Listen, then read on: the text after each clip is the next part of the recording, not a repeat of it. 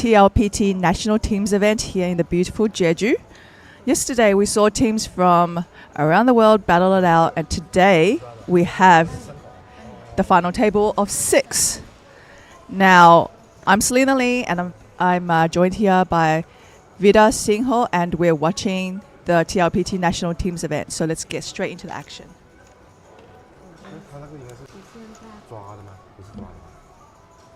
Here we go, Selena. Super excited to see the final 6 competitors. Now, I must say one team has completely outshined the others. 3 shootout winners for Team Ultimate China 2. A heavy favorite to just scoop it all. We'll have to do the math on what is even possible in terms of overtaking them in a moment, as we do see action on hand number 1 itself.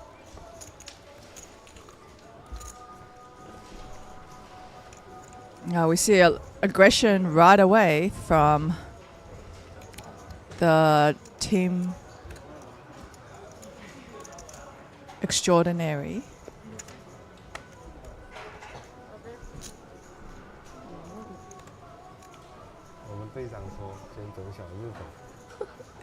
They're coming for a 3-bet from the small blind with King Queen versus Under the Gun, Captain America.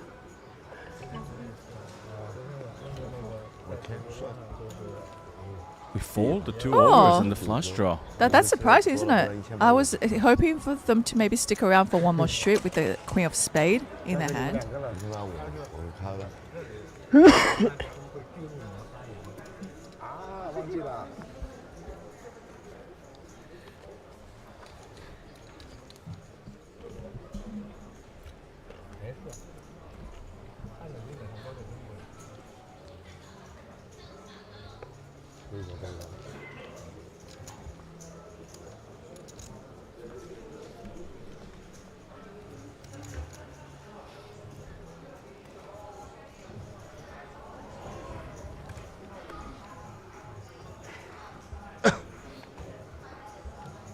So Vida, why? So yesterday we did stop with 2 players, Right. and I think that the player Pikachu that we see on the screen, the grey hoodie today, is the player that ended up winning versus. Yeah, did end up shipping it against the Goddess team. Unfortunately, the Goddess team did not get any winners. So we do have 1 player from Captain America. Now, unfortunately, they are what we call dead rubber, because Captain America ended with 45 points, even if they shipped the event. They're not coming close to any of the competitors. The top 3 finishers are paid. It's an interesting event because all the payouts go to the team. So is there a world where we could see Team Ultimate China 2 scoop everything? Because they have 3 players in there. If they finish top 3, all the prize pool goes to 1 team. Yeah, that's actually quite interesting because it's not just awarding points to the top 3 finishers, but we have money on the line. So we're looking at the minimum payout, sort of the bubble. 3rd place is good for about 8K US, 12.1 million Korean won. That's near double the buy-in of about 4.7K US, 12K for 2nd, and near 18 for 1st place. So the total prize pool is, give or take, 38,000 USD. Makes a lot of sense. About. Let's just take a look at Korean won. Yeah, give or take like 55 million, and all of it technically could go to 1 team, Team Captain America. Unfortunately, dead in the water. That leaves 1 player from Nana Japan, 1 from Pikachu, and the rest from Ultimate China 2 competing.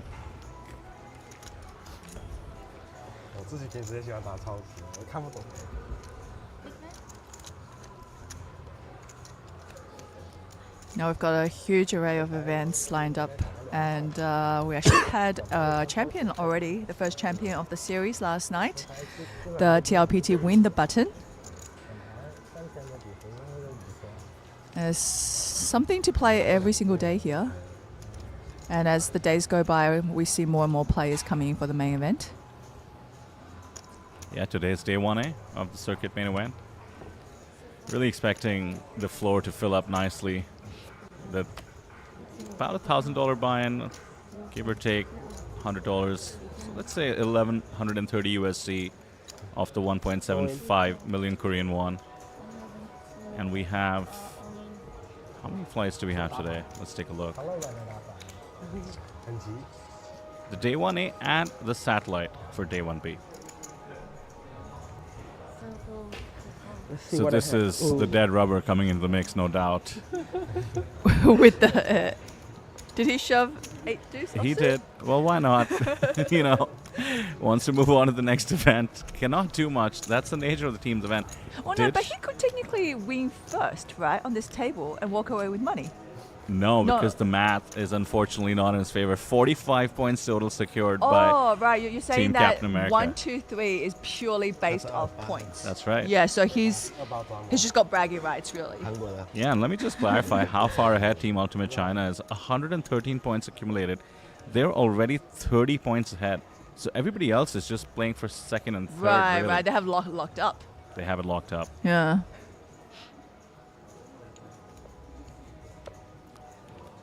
Do have to feel for the Team USA contender there.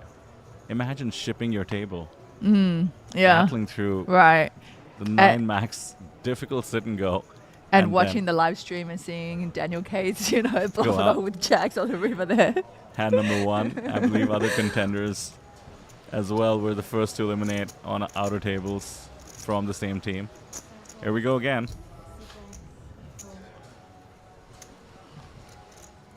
It's going to be a fun few hands until, the Captain America team busts. Not a strong enough holding there for Team Ultimate Team 2 to call.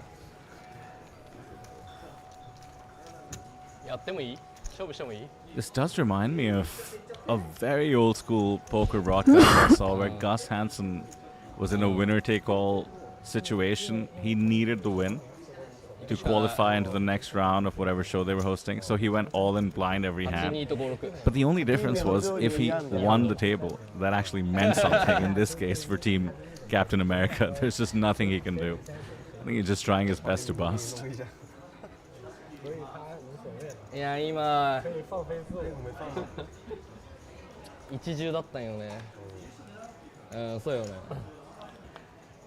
It should be more of like a format where you could tweak it, that the final table, the points allocation is a little different. Are worth double maybe or something, right? Yeah. I will say that if I was devising it, I'd be tempted to do that.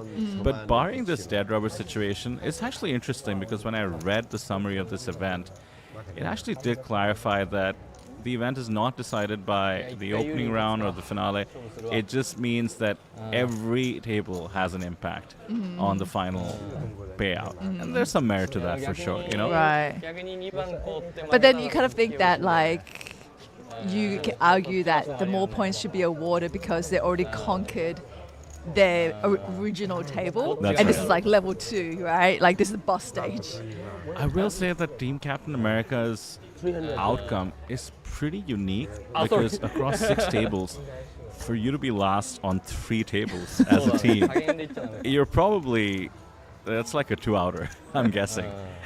So he ended up in a very awkward situation. And also for Team Ultimate China too, to ship, I mean, we have 9 teams and 1 team shipped 3 tables. That's also pretty incredible. 3 tables out of 6. Yeah, that's like half of it, right? So it looks like finally there's going to be a snap call here from Team Ultimate 2. And getting a thumbs up from his neighbor. But Captain America's team will have outs. I mean, this would be such a brutal upset. I know, because the it will be Ace-3 quite funny. can't really make an impact. There is a 3. I know spades for any of the players.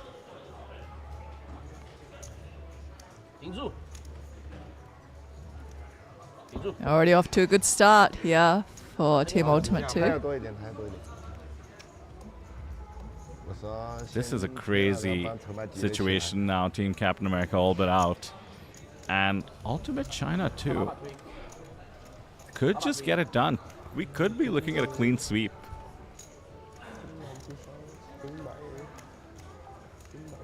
I mean, a clean sweep is quite a statement. Again, we had 9 teams. For one team to win all 3 prizes would be pretty incredible. Do you like that we have a bit of a rail going? Fellow team members, no doubt.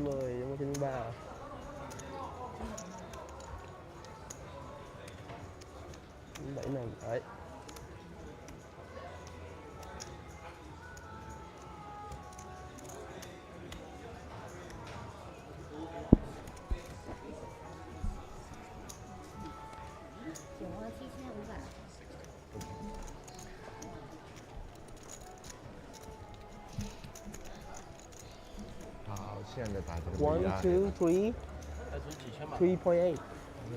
Oh, we see a bit of a rail here. That's a new addition to this TLPT where they've put the rails up for players to, cheer their teammates on. Expect more of that in future events as well, Final tables maybe. You start flying in some friends and family when you're guaranteed a big score. How do you play with the rail? Do you think you take more pressure on, or does it motivate you to give it your best?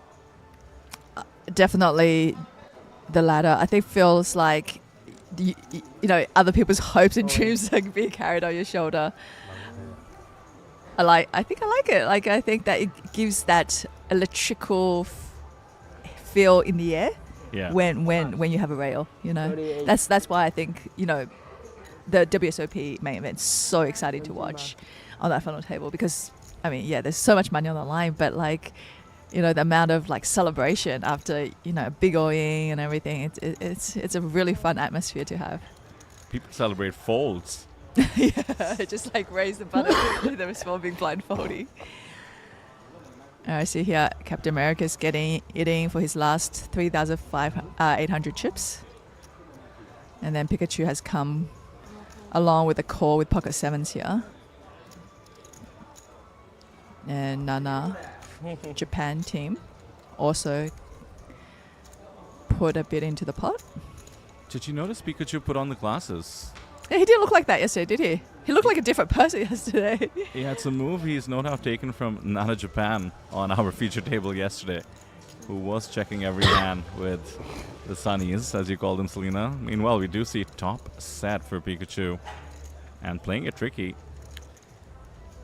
Checks it to Nana, who's taken the bait.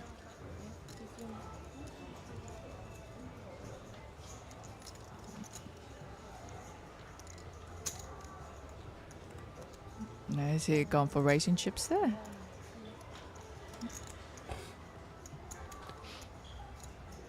Bit too quick, maybe, to raise in this spot. After all, you block the 7 itself, and stuff for your opponent to continue, barring some clubs. So they try to play the hand fast, and now essentially has the Jack-9 drawing dead. Oh, yes, so we did see a 3%er coming in. That's right. Ace queen, ace king. That's right. So what do we need? Runner, runner, 10-8. And that's going to be it. GG, sir. Good start to the day to, sit at the feature table, get a few all-ins in, and move on to the poker events we have here.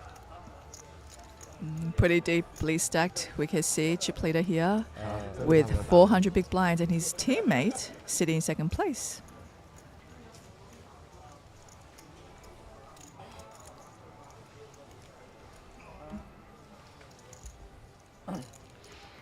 So I should point out that Nana and Pikachu came in with nearly the exact same points, about 72, 73.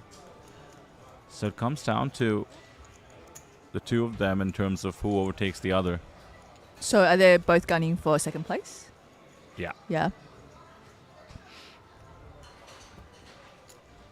The hopes and dreams of their team. And pretty fair. Each have one player on the table. And we did see that Pikachu played extremely well yesterday. Now, I feel like I know the answer to this, but I'll question it anyway. Let's say it is only Team Ultimate China 2 left at the table. do we play till a winner?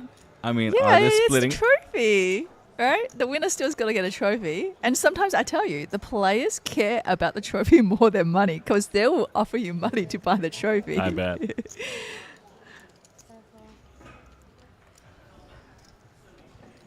If they do end up with a clean sweep, that is no joke. I mean, give or take 38k USD on a near 5k USD buy-in.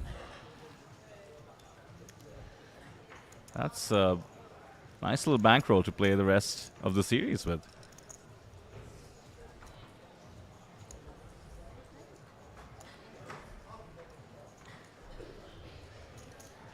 Mind you, with 113 points coming in, 25 points times 3 for winning each table, the remaining 3 players did really well also, collecting almost 40 points additionally. So I think everybody just performed. Performed, yeah. We saw a 3rd place finish on our feature table.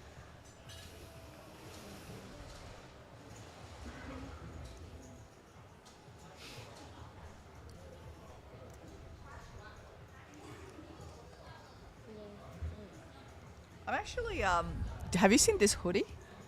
No. So out of all the poker hoodies I've ever seen designed, I actually think this might be the A poker. One of the coolest. It is seriously one of sure. the coolest. And the inside is the same material as the outside. So it doesn't have that weird terry, that doesn't have that fleece that makes you too hot. It's that nice material, which you don't get very often. Yeah. So wait. Where do I get my hands on one of these?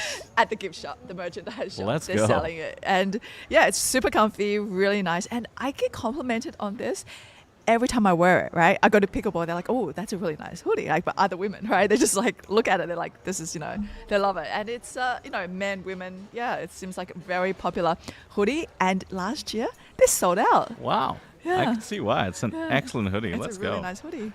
And this is not shilling. This I can tell. This is actually, pure, yeah. authentic fandom. Because usually you kind of pay me to wear poker gear. It's just something I don't do, But this one, I'm like, I really like it. Pickleball gear, though? You're all over that, I'm guessing. No, it's more like still the tennis stuff that you wear for pickleball. Not really. It's coming, though. I bet pickleball specific gear is coming. The matchy hair tie hats and socks and stuff like that. Oh, have you actually also heard the song that we played during the break? No, I haven't. So I actually found out it's a friend. I think he's like a African American musician of some kind. He actually wrote the song himself. He's an artist. He actually did it all. That's why it's so catchy, and it's actually a really cool song. So during the break, when the song plays, you actually hear it. It's really catchy. It's actually written for TLPT. I did hear it on a separate video. Yeah, did right. not realize it's playing during the breaks. Yeah. And didn't you show me that he's coming and joining us for this series? Oh, that's a different DJ. Oh, that's a different DJ. person. Yeah. But it's a famous DJ that is coming out to join us for this main event. And I think he's got a bit of a following. So it should be pretty cool. It's a famous Korean DJ.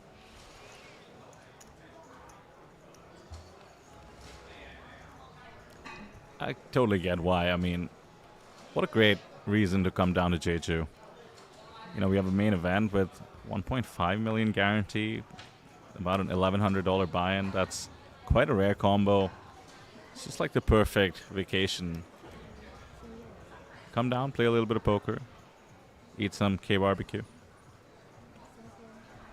Have you tried anything specific so far in terms of cuisine in Jeju yet? So I've definitely tried black pork. You have to do it. It's the Jeju special. I mean, there's literally restaurants at the resort at Jeju Shinhwa World, and all they serve is black pork. Yeah. And there's multiple such restaurants right around the corner. I do love some of the cafes we have here. Get some great coffee, great brunch. I'm a big coffee guy, so okay. Love Jeju.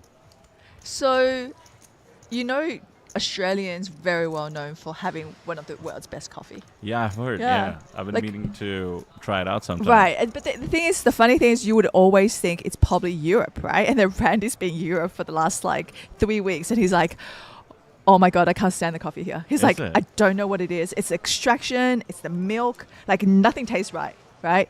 But in Australia, it's like, oh, this is the best thing, you know. My favorite is Vietnam, if you've ever Vietnamese made your way coffee? there. Yeah. It's Oh, very that is different. strong. It is strong. It's a really strong coffee. I think if I was to guess how many shots is your Vietnamese coffee, I'm going to go with 5, right? Because we had a Starbucks coffee yesterday. That's Yeah, got 3 3 shots, yeah. right? Tastes nothing like how strong a Vietnamese coffee is because of the amount of condensed milk that goes into Yeah. a Vietnamese coffee, which really offsets a coffee. That's why I think it's exceptionally strong. It feels like you're mainlining the coffee. It's pretty intense, and I love it. There are some things I'm very passionate about. Chip leader now, middle pair. Out of position. Should get a tad costly. 15. 15. 15, yeah. Early levels, we're plenty deep. 1-5 is the clarification. 1500 into 35. So easy check call. We were mentioning yesterday how inbuilt into the team event structure could be the potential for some what I call soft collusion, which is to say completely acceptable. Strategic collusion, not colliding with team members. So far, we haven't seen any situation develop yet, but I'm curious how the team will approach it with 3 players from the same team. Yeah, because if they do get involved in a pot, I can see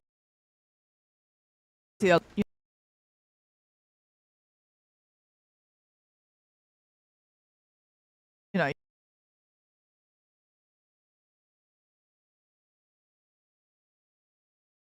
coming to service, but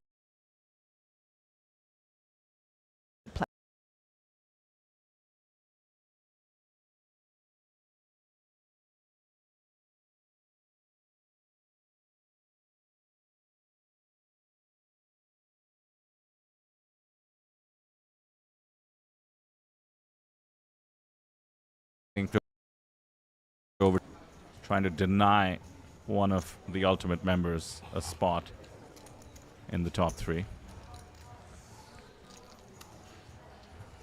Value bet gets paid off. これボード見えんの？ギリギリ？あ、見えんだ。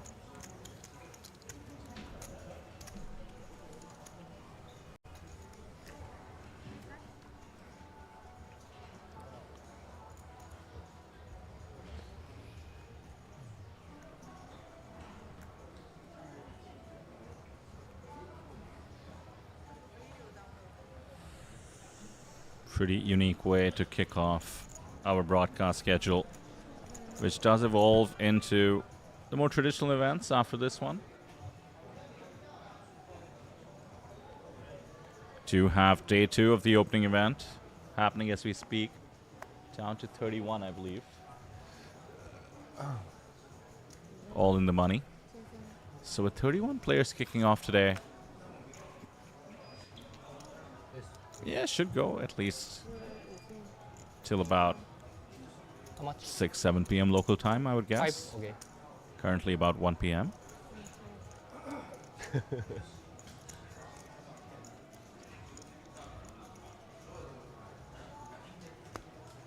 Aggression found in the form of 9-8 off, and the ace stand gets folded.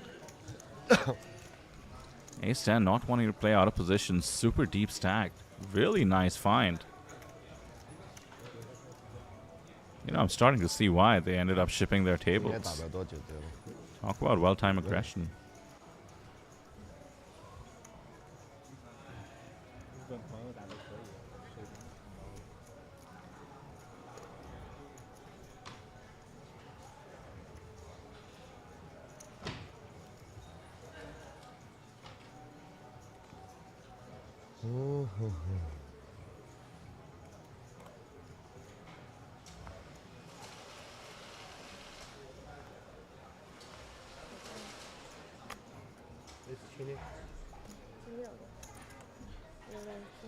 Pocket tens now.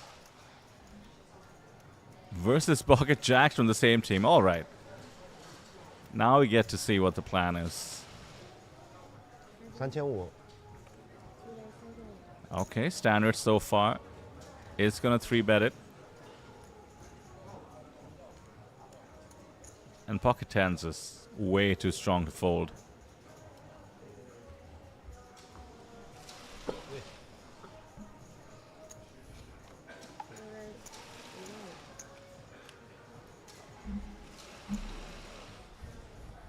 Really strong holdings here. 원코인 침. Tough to really see anybody getting away. Yeah, but what is the signal when you do it to your own team member? That is the problem here. I guess it's more like, all right, I'll just call, we see a flop, and we hopefully check it down at this point. It's not what I expected, though, No. I will tell you that. Right? Ace king. Both players miserable. At this point, you know, any of the players makes a bet. I can see the other one folding, so take a stab. And Jax is probably, you know, could just let it go here. Very small bet, actually. This might be the kind of bet that would entice Pocket Jacks to make a call. Tens maybe the only hand that was 4-bet for value that you're actually beating, but he does call.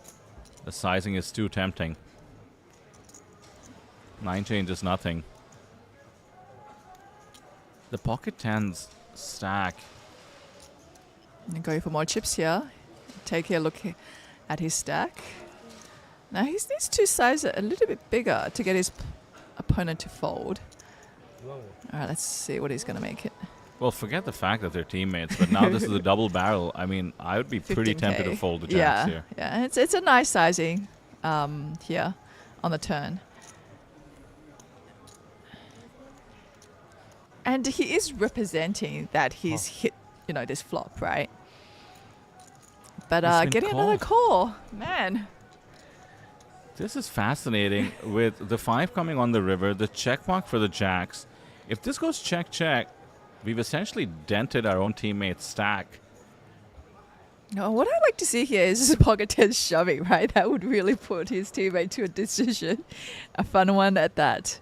Doesn't find it, though. Does not find it. So checks over to his teammate with the pocket jacks. It's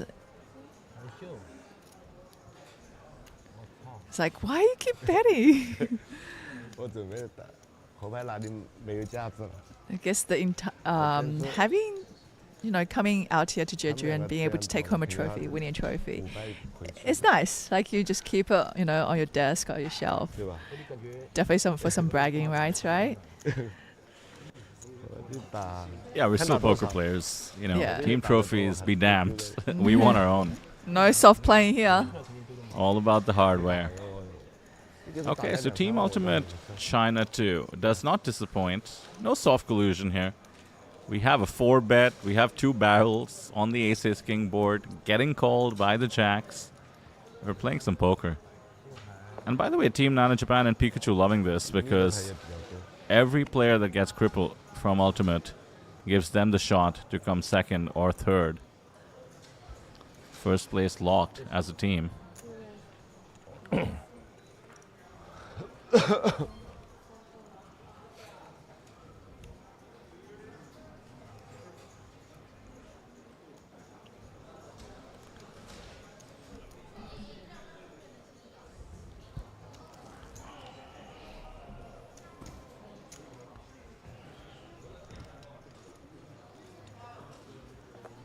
A7 comes along from the small blind.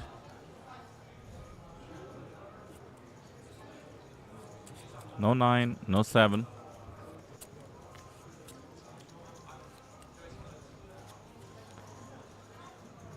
Ace-9 in position, King 6-3, rainbow board, pretty suitable for a continuation bet, considering the range advantage. And I like that he's not gun-shy after taking that near 50k hit. Quick C bet with what is the best hand, and looks like it's getting called. A little bit of value extracted.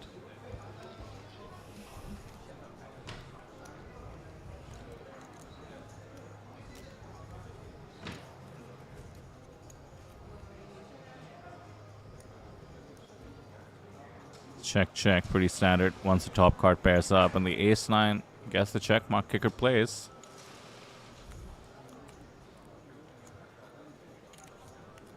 Both of them should think they have enough showdown value. They're also in the same team, mind you, so... Oh, he almost reached for chips, it looked like, but it goes check, check, and... 4K redemption.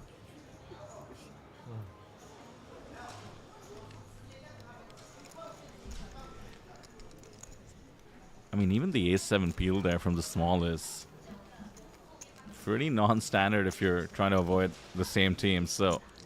They clearly have some internal stakes discussed here, Selena. They're going for it.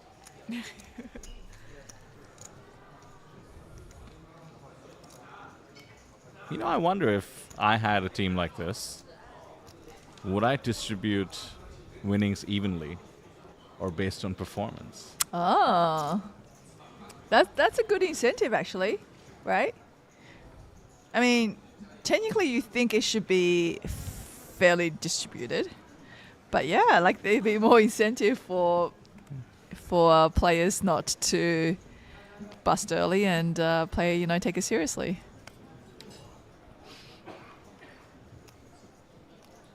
Well, this man doubled up thanks to Team Captain America's 200 big blind jams, waking up with kings. Since then, gets the jacks versus tens. Now ace queen, but facing queens once again, same team.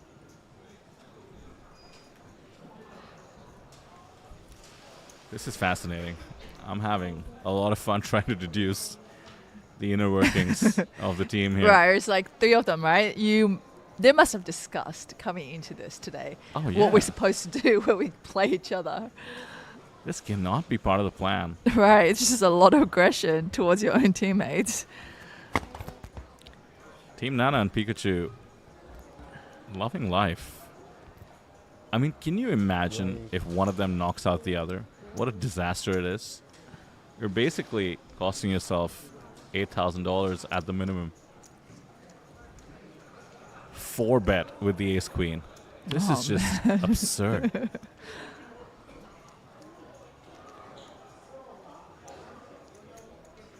And now the queens can just only call here. Let's go to a flop.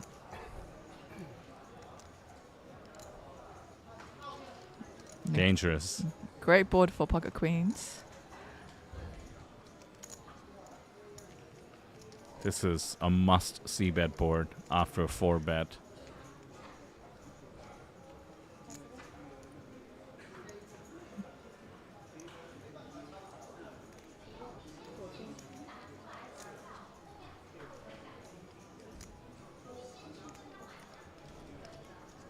Does fold out the most speculative part of the 4-bet peel range, you know, the suited broadways. Shouldn't expect too many folds from even smaller pairs. So we're going to take a turn. 41K in the middle, and there's an ace. Oh, there it is. What a turn card.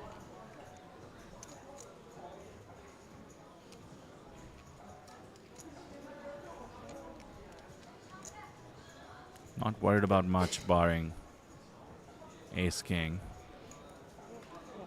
Pretty tough to have suited hands in a 4-bet pot like this.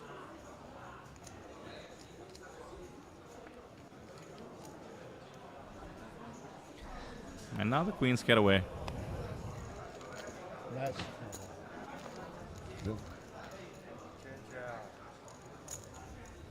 He's just loving life.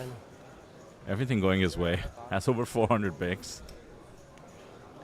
不掉这个 A 我也不打了，不敢打。 Team Pikachu sitting pretty at the number 2 spot. 全部是我们自己队的战斗了。我的大满了 ，OK。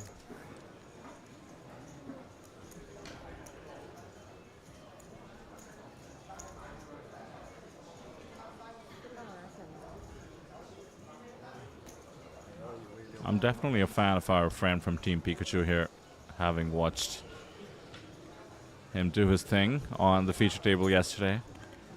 Especially as we got down to 4-handed, 3-handed, and heads up. Just had a plan for every situation.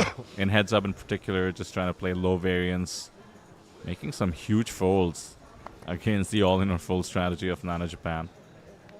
Looking forward to seeing him work his magic with these remaining 5 players.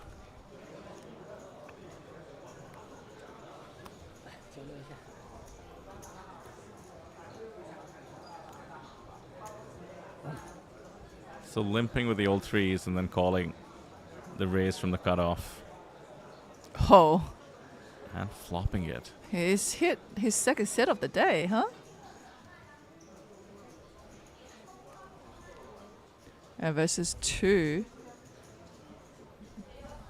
Team Ultimate, number 2.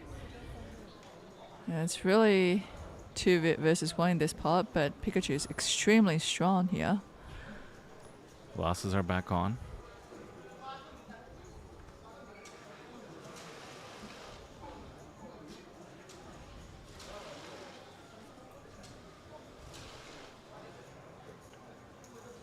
Plays it fast again. Wants to build pots. Out of position. It's quite a small raise. Bit of a click, as we say, the min click. And it's got to be tempting with the wheel draw and the backdoor nut flush draw to go with the pot odds. Yeah, we're going to continue. 4 needed immediately. Heart would help as well. That's basically a brick, though.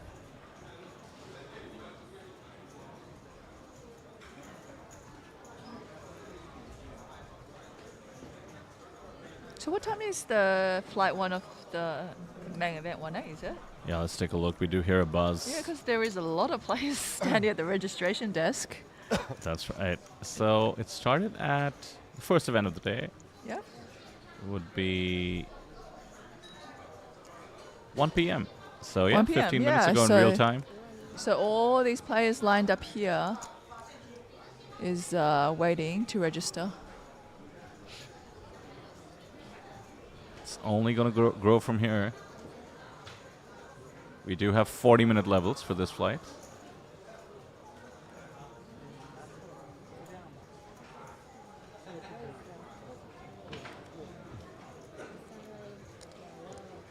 The turbo flight is all the way on Tuesday, 19th of May. So 40-minute levels for day 1A, B, C, and D. It's sort of a last chance affair for the turbo flight. And then, and I love this, once we get into day 2, 60-minute levels. Which is just a fantastic structure.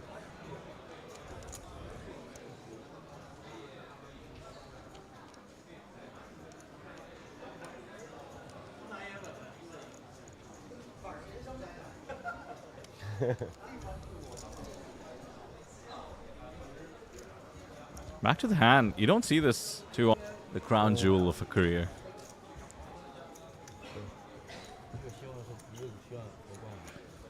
And credit to Team Pikachu, because just battling on the turn against just the wheel draw would have instantly ended the hand, and he manages to extract an extra 10k. Just so dialed in. Part of being able to pull off a double check raise is understanding your opponent's tendencies, and also on some level,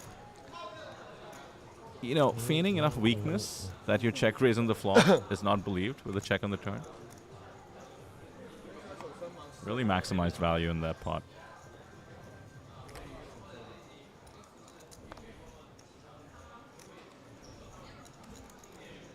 This直播桌没有休息时间吗？有啊，太大了一个。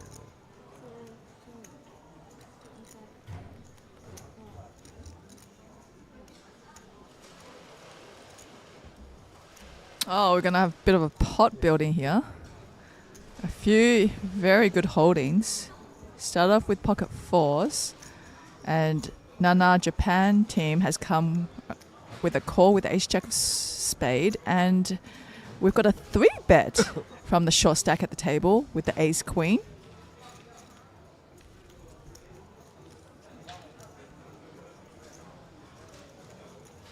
Now this is facing his own teammate, the pocket 4s. Thinking about what his options are. Oh my word. So We're not backing down. He's not, is he? 4 betting to 18,000. I'm really curious what these teammates were having a chat with each other about the strategy going into today's event would be. Is the entire potential 38K prize pool just going to the winner of this table or something? They're just going at it. And the ace queen hits the mark. The shortest stack on the table gets a little bit shorter, under half the starting stack now. I can see why this team did so well. It's because every team member of that team seemed to have a lot of aggression. They can't help it. Yeah. They don't care if it's against their own team. I don't watch F1 enough to have the right analogy here, but at least based on some movies, you know, it's when the two drivers are competing and they both want to come first. It doesn't matter that the team will get points. You know what it might feel like for them right now? Playing a home game. Yeah. That's the stuff you would see at a home game, right? Pocket fours, 4 betting against the squeeze.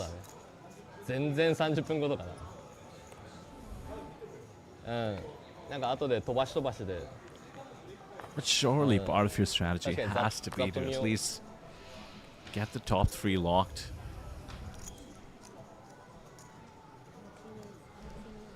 So how many flights of the main event day 1 is there? Yeah, 5 total. 1 5? each will be the last, which will be a turbo. Wow. So you can enter multiple times, right? Yeah. Yeah. Can you enter multiple times on the same day? I believe so. So you could be in for like 20 bullets. Hey. It's 1.5 million to play for. About 1,100 to enter. However you want to do your maths, it's up to you. Another 3 bet here from the same team. This is just, I mean, I guess for them it's like, well, you know what? We're keeping the chips in the family. I guess so, but it is quite a bad result if one of them, and in this case, the person not in the pot from the team, gets down to something like 30K, 40K, and now there's ICM pressure on them.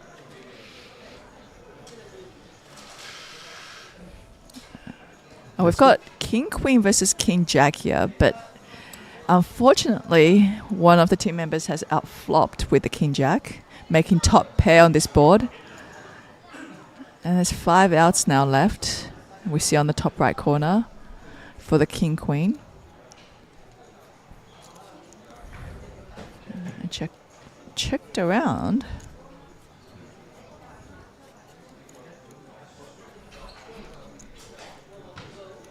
I can't find these players on the table relatively hard to read. They've got good poker faces. I'm not getting anything from this guy. It's like how calm he was, just 4-betting his pocket fours. Pocket fours, right. Yeah. How is that aspect of your game, and how much do you rely on it over the course of your career? Well, I feel like because my memory about history and the poker hands I've played against players are pretty good, and I think that's where some of my advantages will come from. I do think that the longer they've been playing for, they have, in terms of tells, it's hard because if they're really pro, you're like, well, is this a reverse tell as well? So like, how much do you read into that, right? So a lot of times it's like, they probably have enough experience and good enough where you cannot rely on that body language, Let me interrupt you there, Selena, because I do want to point out a very unexpected turn of events. 20K in the pot. We see the King Queen make a 30K overbet on the river, which gets snap called after the underrepresentation by the King Jack. So yeah, the chips flow within the same team. They're currently all flowing one way. We have an outright chip leader. The other 2 team members, they're really flubbing an opportunity to get 8K and 12K locked up. This is incredible. I'm so sorry to interrupt what honestly was a very interesting point, but I cannot comprehend what is going on with this team. Yeah, no, I thought that was like, as I was talking, I was like, oh, this is going to be a very simple pot. No, not really going to see much creativity, but, I was wrong. Overbet on the river with the King Queen.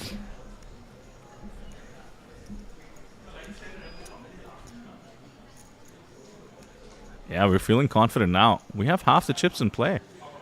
7-4 suited, why not? Polly was saying to his teammate, I was being nice to you. I was even betting my top pair, and then you went and tried to steal the pot. Look what you get for doing that, right? They finally decided to sort of check things down. Hey. And our man just goes, no, 1.5x.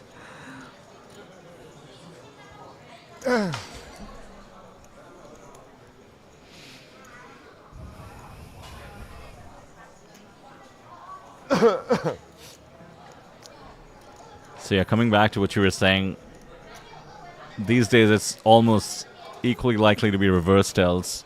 But being in the booth for as long as I've been now and watching, a real close-up camera on people, which is honestly not how you get to observe people in real life. You don't tend to stare them down like the old days constantly. I do feel like it is still tough to act convincingly, which is to say, have solid reverse tells, because we're not actors ultimately. And you can see through it if somebody's really giving you a performance. So in fact, it's the reverse tells that are the best tells in a way, right?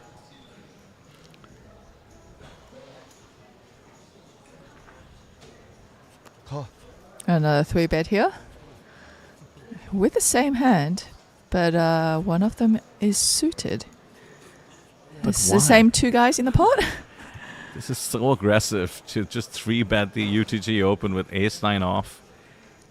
Ace-9 suited comes along, and let's see if this goes. Okay, so both holding the same hand. Definitely got to be building the pot on this turn.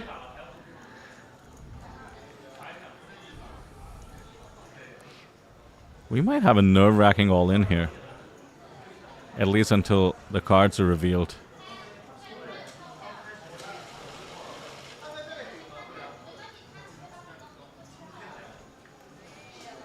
There's a lot of satellite winners, you said, going to the mains, yeah. Yeah, I can take a look at the schedule today, which is nicely laid out at tlpt.net/schedule. And the satellites are actually marked separately in terms of event names. So I can see 4 today. Oh, so you're talking about the satellites that's live. Oh, yeah. Right. So unless a lot of players that are showing up already have won their packages. Yeah. Online. On AA Poker. On AA Poker. So they're coming in to pick up their tickets, and some of them have won like it's a whole package of tournaments plus, I think, accommodation, so forth. So yeah, it's a fun poker trip. Mind you, a lot of them are free rolls as well, which is quite a story to look out for as we run deep into the main event. I mean, we might be looking at somebody who's qualified for 0 and is making a run for it. We did have that nerve-wracking all-in I mentioned. Obviously, once the cards were flipped over, they realized it's a guaranteed chop, but we did see Team Ultimate China 2 put one of its team members at risk for all of it, which just goes to show there is just a lot of room for Team Nana Japan and Team Pikachu to vie for 2nd and 3rd. These guys are going for it. They're just playing for the win. Yeah, because as Team Pikachu and Nana Japan, you're sitting there going, well, let's just stay out of these guys' way, right? It's just been 3 of them playing poker, really.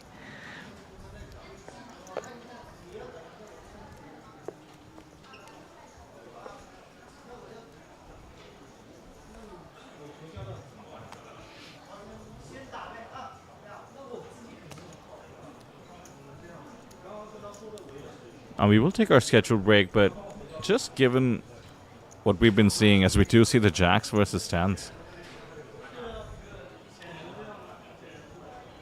I am waiting for the break, Selena, to maybe look into whether it's impossible for a team to win more than the first place prize. Like we're not giving multiple payouts to the same team. Because the way they're playing, there's just no other explanation. So we'll have to maybe check in with the floor about that and update our info on our side. Well, it's based on points, isn't it? Yeah, it's based on points, but I was assuming that if you have 1, 2, 3 spots in the final table, then you essentially come first, second, and third. But it feels like you can only come first once. Correct. That would explain the style of play as well.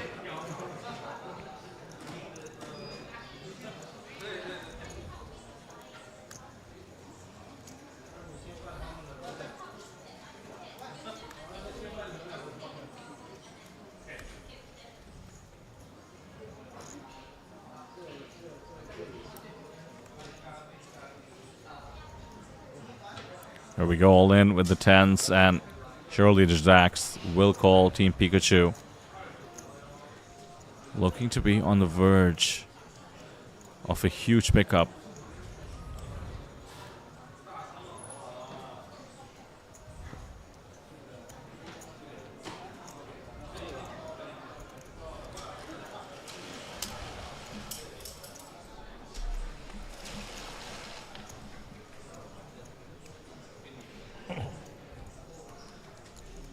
It is a lot of blinds. Do have to think about it a bit. And what kind of, range you would have to put the opponent on, right? So they could have their queens, kings, possibly aces, ace, kings. So are you feeling great with your jacks if you're looking at, those ranges that the opponent will be getting in? But once again, they're jacks, and we're talking about a short-handed table. Let's see what Pikachu decides to do here, and if he can come up with a good read. Oh, he's going for a fold. There it is. He's going for a fold. Oh, that's so painful to see. You don't want to know. At this point, you do not want to be shown pocket tens. Yeah, you shouldn't show. No. And for Pikachu, he's probably also eyeing the amount of chips that Nana Japan has, right? That's going to be something that he's going to put into consideration. So if he's got more chips than Nana Japan, then you're less likely to take that gamble. Yeah, that's a great point. So the competition is only between those two teams for second and third. And you mentioned queens, kings, certainly possible. And broadly speaking, didn't want to take a flip. This is kind of in line with his play yesterday as well. Folding the ace jack and then the pocket sixes in spots many people would call, thinking he's flipping it best.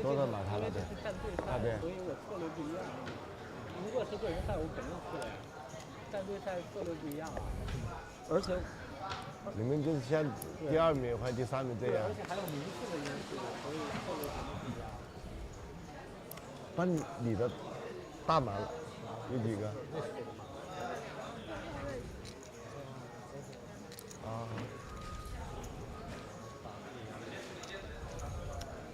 他们是在关键的2、3名之间，有可能是这样。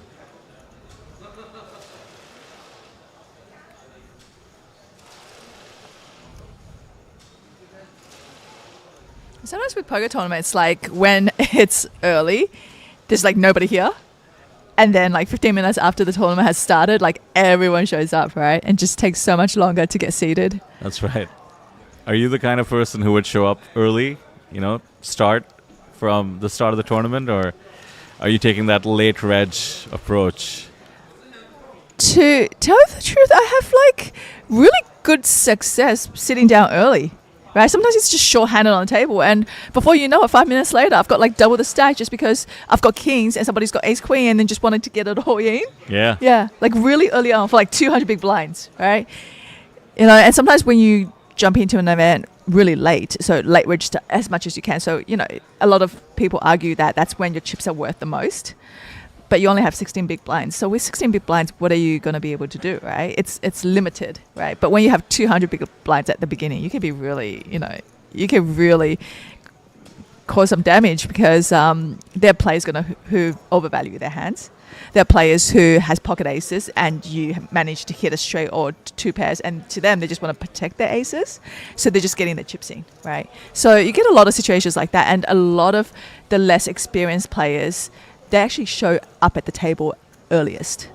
Yeah. Yeah, because they want to get the most value out of their play, right? So they're like, I'm paying this amount of registration fee. I want to get this many hours in, right? So for them, it's very exciting. They want to sit down as the first hand is dealt. So you get those players, I think it's good. Like, and then sometimes after, like, if you show up like 6 hours later or whatever, you're going to realize that a lot of tables have stacked up. The fishes have left the table. There's a lot of pros left now and everything. So, yeah. It's fellow pros who are max late regging, right? And yeah, exactly. I get the logic. Yeah, your chips are worth more and also a better return on time. I guess those two are the big principles that makes a lot of pros max late reg, especially if they're putting in a crazy volume. But certainly if you do the work, you can have a huge edge in deeper stack poker.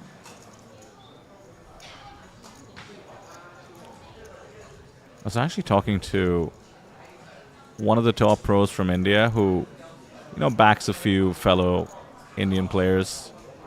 And he said he only backs people who register early. Yeah, in right. tournaments. Because if you're a good poker player and you have very strong post-flop skills, man, there is almost no variance if you start early because of 200 big blinds.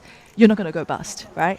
But as the blinds go up and as your stack started to dwindle down, right, that's when the variance are going to have to kick in, right? But if you can maintain that stack and keep chipping off at people, it's like the WSOP, right? If you can just play that slow, steady game and just accumulate chips day after day, like you're able to, make it to the next day and next day just based off playing solid, really solid poker, right? And when you're 200 big blinds deep, it's really hard to get it in like ace king versus like queens a lot of time. And a lot of cash game pros I have seen in the past, they don't want to get into these situations. A lot of times they're not doing those aggressive moves when they have 200 big blinds because they don't want to get it in pre-flop, right? So they actually want to call, right? They're able to put players on, a very accurate range of hands and then just chip away at them constantly post-flop. Now, it's funny you mentioned the ace, king, and queens because I heard that's exactly what happened to Team Captain America within the first orbit on a couple of outer tables, but that's a whole different scenario. Yeah, because there are a lot of hands where you're like, oh, I've got 20 bigs. And everybody's like, yeah, there's nothing you can do with 20 Nothing bigs. you can do. Yeah, exactly. But when you go, I've got 200 bigs, well, they're like, well, I don't think you should be getting in there, So I have Pikachu here with the ace queen versus Team Ultimate 2, also with the same hand. And then I think the dealers try to confirm whether he's just calling or it's a raise.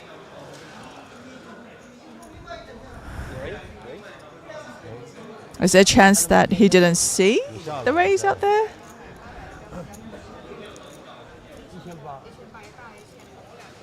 Yeah, we're getting a ruling. Raise, okay.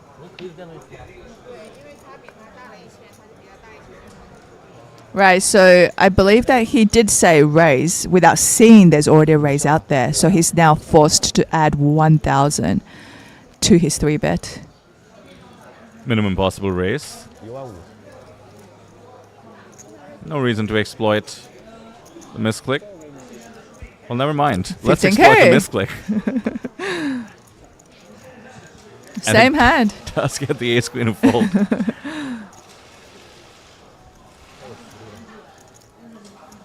Predator mode.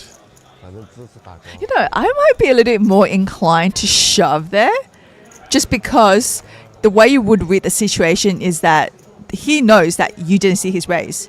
And then you just said raise and you're like on the dealer button, right? So then he's going to think that your range of raising there is very light. So then he's coming over with a 4-bet, right? But at this point, I'm like, ace queen's just way too strong for holding for what you reading what I would have. Right. And I would come over the top. Right. So you're actually in the top of your range considering what's happened. Exactly, considering what's happened because you're like, oh, the opponent is picking up the fact that I didn't see the raise, right? So I think it's actually would work really well in your favor to shove there.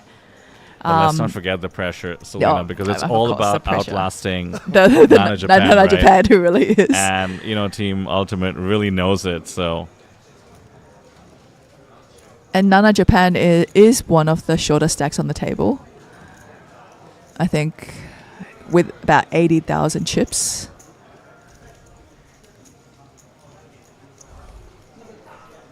Yeah, so I guess the Pikachu is literally just looking to finish above Nana Japan.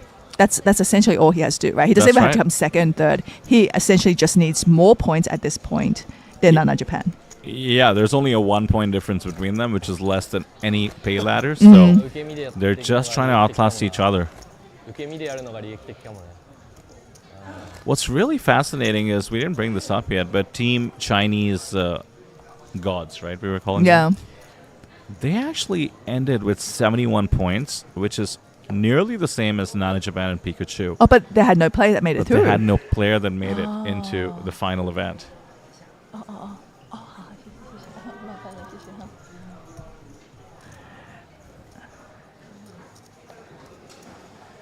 So, my question is, so everybody drinks black coffee here? Actually, have you seen this brunch spot in the resort? They have like 9 different kinds of coffees with ube in it and Yeah, right? strawberries and all kinds of things. Because like I'm looking at the menu and I'm feeling like the whole menu entices me so much, except a black coffee. Oh, Right? you're not a black coffee person? I'm not. I definitely like milk in mine. Even the black coffee I got yesterday, I actually, because I like milk tea, right? And I actually go down to the supermarket and I just make my milk tea because there's no milk tea shop around this area here. So I get I got a carton of milk and I actually need to put the milk into the black coffee to make it more palatable. Yeah, I find it pretty difficult to just drink black coffee. I'll take it off your hands. I ended up... Well, you're getting yours soon, but I'll take it. I'll swap with you if you get something different to what I have here. It's one of the things that I just decided to develop a taste for. Oh, yeah? It's like coffee and Campari. I just kept having it until I was like, this is nice. And it kind of works, which is an interesting lesson, mind you, for really anything in life.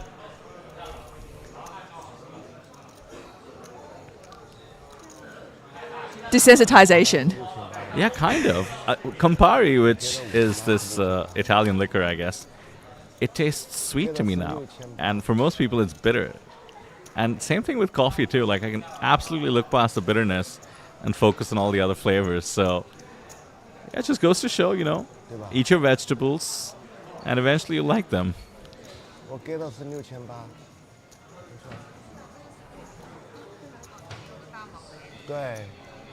Okay. Have you ever tried bitter melon? I think that is the one vegetable I just cannot learn to like. Yeah, and there are people out there who likes it.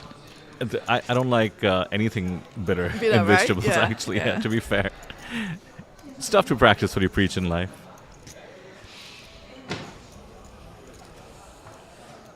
Nana Japan taking down pot here with top pair queen jack on a board that really doesn't interest any of the other two players. No, there is Okay. some kind of confusion here. We have a chip count with the Ultimate Team 2 sitting on 290 big blinds. And his teammates, last place and second last place. Yeah. So we have Nana Japan and Pikachu sitting with second and third in chips. And they're both, at this point, knows exactly what they need to do. Yeah, they have plenty of chips. 94 and 128 bigs at the 501k level. Commentator favorite level.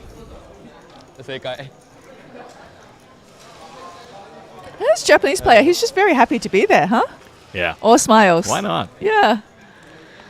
I will say, when we do see the wide shot of the table, it feels like everybody color coordinated today. Just grays and blacks everywhere.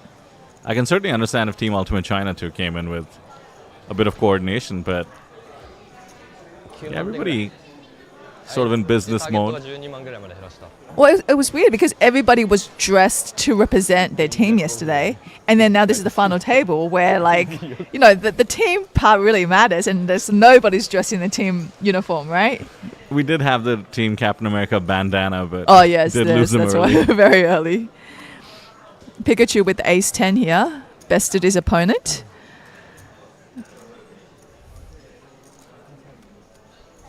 Small blind versus big blind here. Getting a check call from his opponent.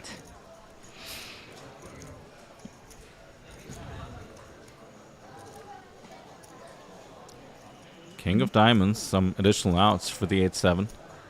32% equity, pretty astounding. The ace is very comfortable now. Can go for value.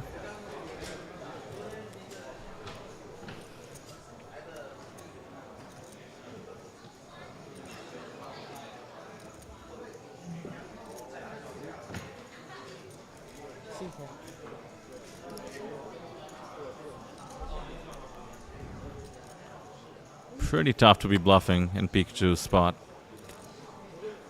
7 would be quite a loose call. Does have quite a lot of chips, though. Might be willing to throw 7 in the middle and hope for the best. Throwing a time bank in there. Try to think things through. Maybe confused a little bit by the turn check.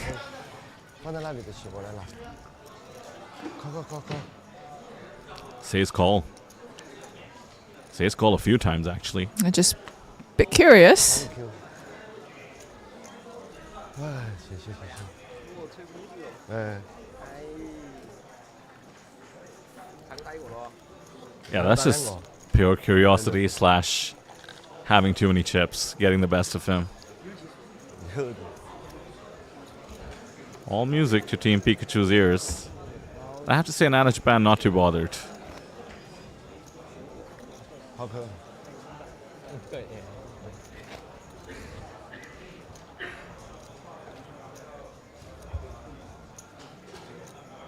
不快了，这个要 fall 掉，妈的，关压吧。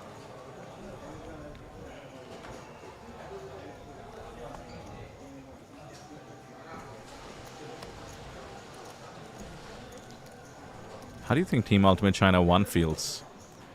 They got the name first. They got completely outdone by Ultimate China 2. We had only 4 teams out of 9 make it to the final table. No doubt everybody else playing the main event and other events today, but if you're part of the winning team, which is guaranteed to be Ultimate China 2, surely you celebrate a bit. Like a team outing? A team dinner? Yeah. Like Korean barbecue with some soju bombs. I think will go down nicely. 18K USD can buy you some fun festivities. 4 players to this flop now. We have 2 players with second pair. But 6-5 has now turned 2 pairs. Backdoor spades for the King Jack and the Jack 10 along with middle pair. So they'll remain interested in the pot.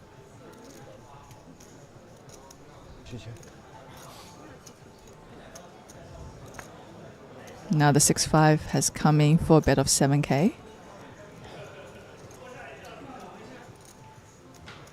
Nana can essentially never fold. Actually a great spot to check raise semi-bluff as well, but we'll just try and hit the spade. Nice fold by the Jack 10. Not getting tempted. And That the ace is needs not to the card. counterfeit. It changes things a bit for him. He knows what happened. You know, on that thing, you're just like, oh, I'm looking for spade. And then when the ace rolls off, you're like, oh, wait a second. Yeah. That's one of the outside edges you didn't realize I might have had. There's no way to know that the ace is going to help you. Jack or king, you can still imagine.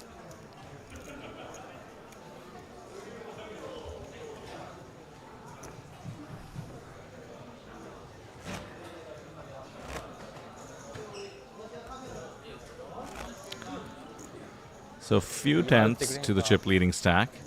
And both Pikachu and Nana Japan have chipped up. They're trailing each other.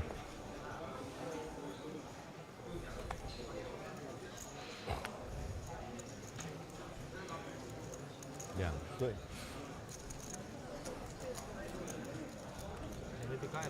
盖了，这个也偷不掉，也不敢打。感觉他能扣出我期间的很大的牌了。 By the way, Selena, ladies event today. Oh. 5 p.m. You Is know, if that you right? get done early, I'm just saying. 250 USD is the entry. You can I hop had a in there. run where I won like 5 ladies events in a row. I believe it. It was just like, you know, it's the bread and butter. So you go out there and then you have, buy-ins expenses. You're like, well, but I'm going to win the ladies event, right? Wow, that is confident. Now, what do you think the sort of average difficulty of a ladies event is now versus the days you're referring much to? higher. Much higher. Much higher, yeah. Yeah, I don't have that confidence anymore going into it. I'm like looking around and some of the hands I see being played, I'm like, oh, there's a lot of aggression here. I used to be the most aggressive right, player out there in the ladies' event now. Like we've seen some of these poker queen, and yeah, right. There's a lot of aggression. Yeah, so I don't know.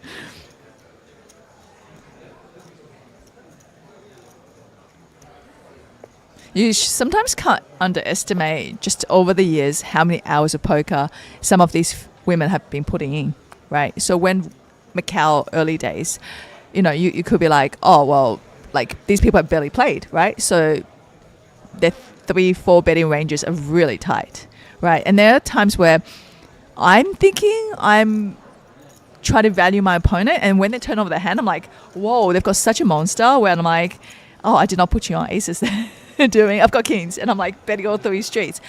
I never get raised throughout the whole hand, and all she did was just call me, right? So she calls my raise pre-flop, she calls the bet on the flop, turn the river, and I'm like, oh cool, like I turn over my hand, I'm ready to scoop the pot, and she shows me aces. Like, oh no, I did not think that was how the hand was going to play out. But it was the tendency to be passive that did define a lot of ladies' events, in the sense that, you're there to have a good time and not playing as aggressive. No doubt that's the reason you went and shipped like 5 of them. Yeah, for sure. I can just imagine you like Doyle Brunson in the early days of just being super aggressive and people being like, wait, what? You're not supposed to 3-bet ace 5. What do you mean? Bluffing. You bet the flop when you didn't hit anything. Yeah, you didn't hit. What are you doing? What are you doing, miss? It was like during the time where, you're honest with the story you're telling, right? Like that's kind of usually how people expect poker to be played. You bet when you have it and you fold when you don't. Should point out that this is one of 2 ladies' events this series. Oh. Second one will be towards the end of the series, 21st of May, 5 days from now. Somewhere in the middle, I should say.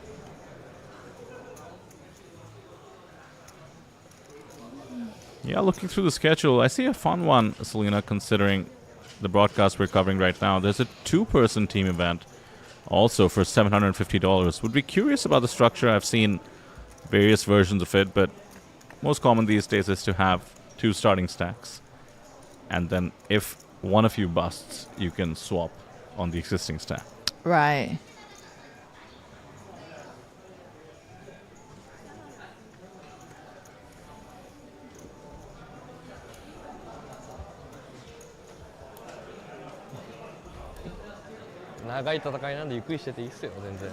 Pikachu, once again. Man, it's actually sometimes so hard to get a set. And we've just witnessed him almost hitting a set every time he's got to pay his hand. 3 sets. In about 90 minutes. It's quite an average.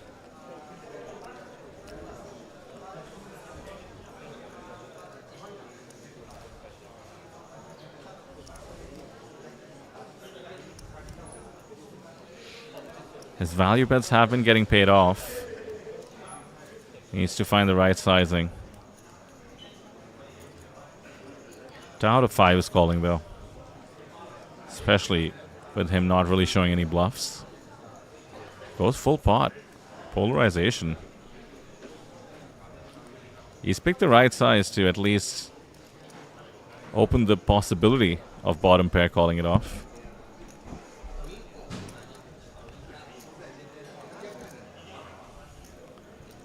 Decides against it.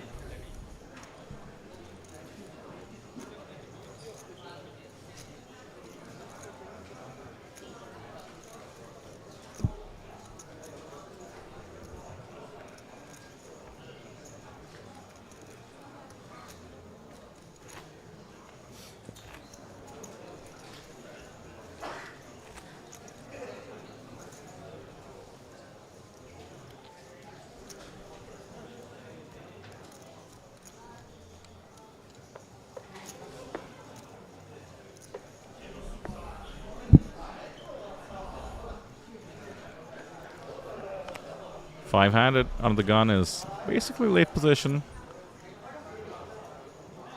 Pocket 7's pretty comfortable open.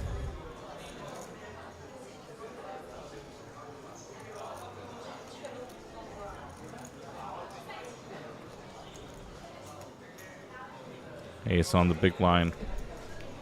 Let's take a flop.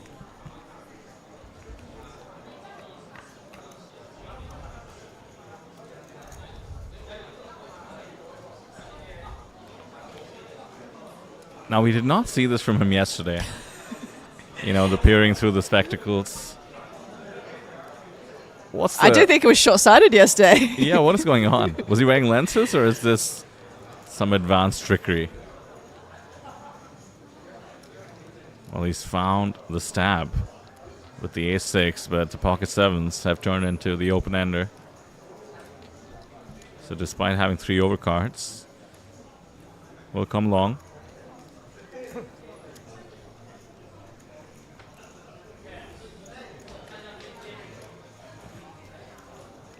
There's the straight.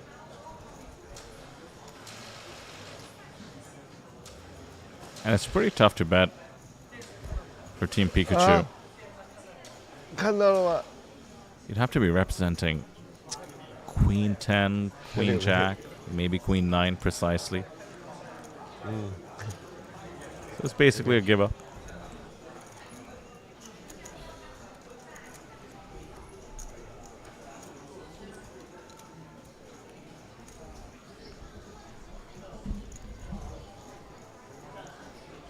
Small pickup there. Team Pikachu remains pretty comfortable. Nearly 150k.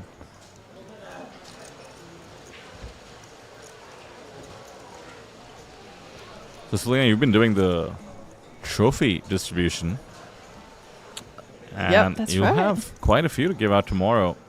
Is that right? So it's just going to be like one after the other. Well, we're going to finish the opening event with day 2 going on right now. We might shift into that coverage depending on how long our team's events takes. The ladies event we just mentioned, and also a late night No Limit Hold'em Turbo event. Oh, wow. Turbo means 15-minute levels, about a 370 USD buy-in.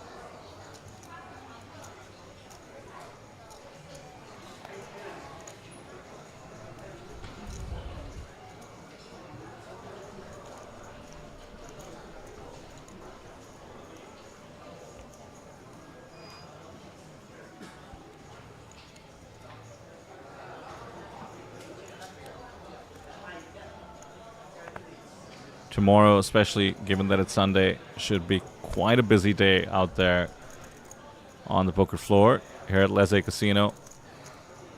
The Mystery Bounty event kicks off tomorrow. I wasn't familiar with this metric, but it's an estimated 500,000 USD in the prize pool, which should make for some fun bounty pulls. 这边大家休息了吧？应该是吧。还有一个级别才休息了。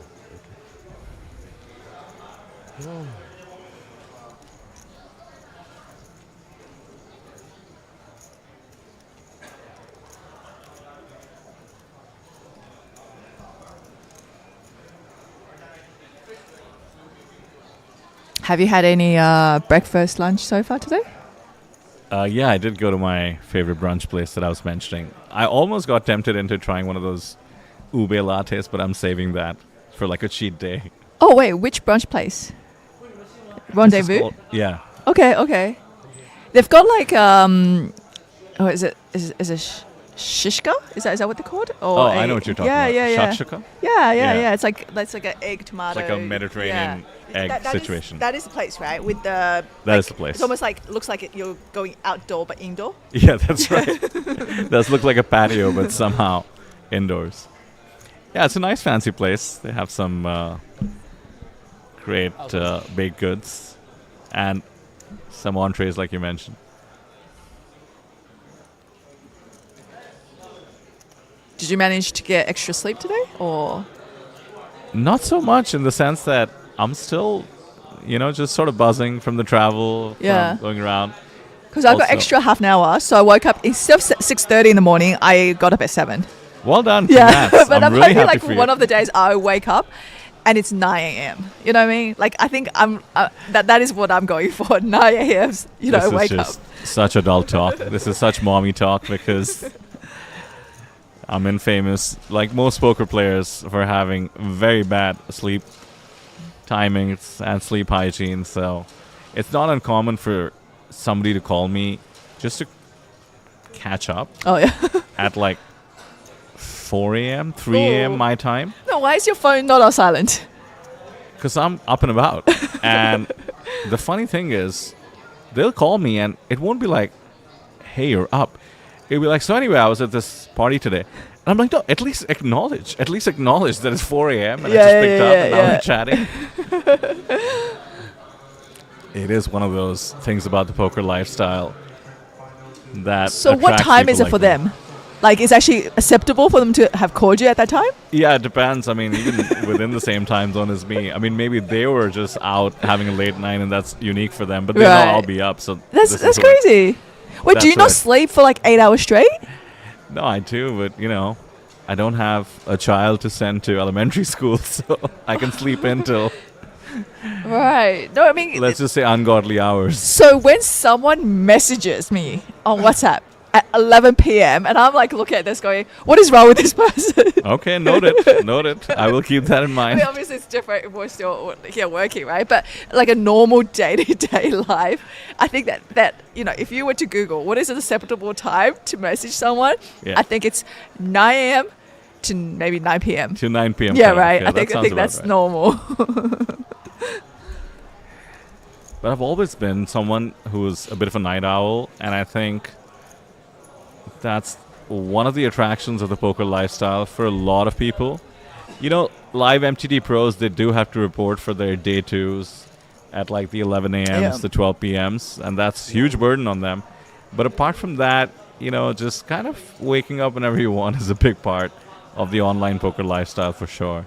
Oh, look at this. We have Pikachu raising it up under the gun with the ace deuce of diamonds, and in the big blind, actually, like I actually didn't see it's possible this player would make a move with the jack deuce of hearts from the big blind cool. Here, right? It's the sexy. 3-bet, yeah. And the reason is, as you pointed out earlier, they know that the goal for Team Pikachu is to outlast Team Nanajban. It's the ultimate ICM pressure, and we're applying it at really deep stacks. Because when I look at the player, I'm like, look at him like, oh, he doesn't look like a poker player, right? To me, he doesn't actually look like a poker player. So I didn't think he would have something like that in his arsenal, right? Like, if he did that to me, I'm like, yeah, you've got it. I believe you. Yeah, I believe you, right? He looks like a very honest guy. And so far, we'd seen him make moves, but mostly with premiums, you know, held on tight with the jacks, obviously doubled up with the kings. Did exploit that misclick with the ace queen, but even that made some sense. But with the jack 2 suited 3-bet here, we've totally understood that he knows what's going on at the table.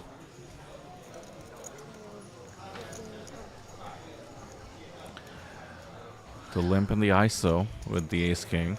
Honest so far.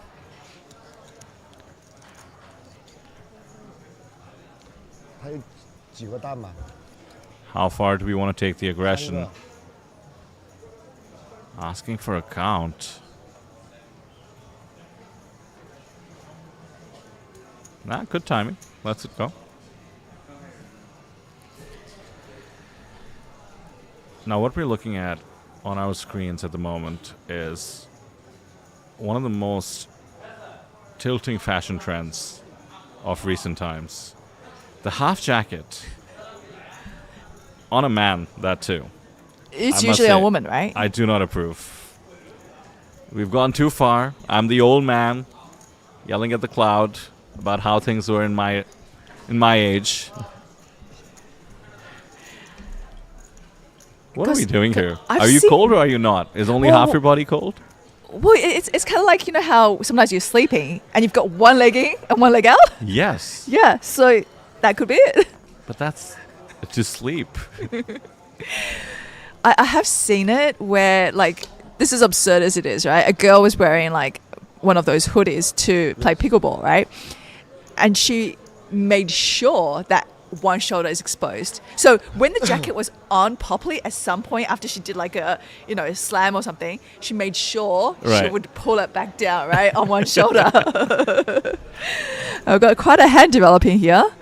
We've got some pretty strong holdings here, and we see the ace king spades getting in for his last 51,000, and his teammates sitting there with pocket tens. Yeah, that's about 40 blinds to call. He's got a big stack. Yeah, I think we got to call this in the sense that we can afford it, and you'll be flipping often enough. Yeah, such a different situation than when we saw this with the pocket jacks, simply because of the lack of ICM pressure. There is essentially no risk premium on him, considering the team is locked for first. So here we go.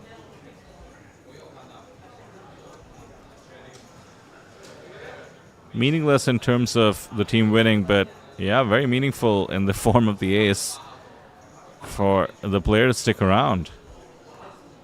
Yeah, still five-handed.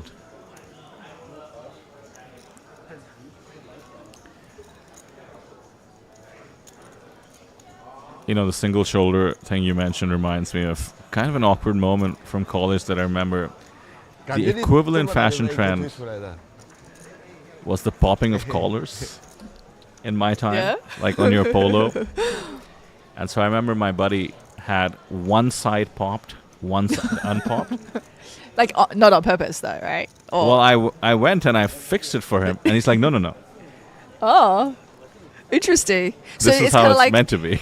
It's kind of like, I want to be cool, but I don't want to be too cool. It's like the half jacket. Like, you have to differentiate yourself somehow. So everybody's checking on the stream, on the table. This is the national teams event. So the phones are allowed on the feature table, but that is going to be not the case for the future events we're going to see on this table.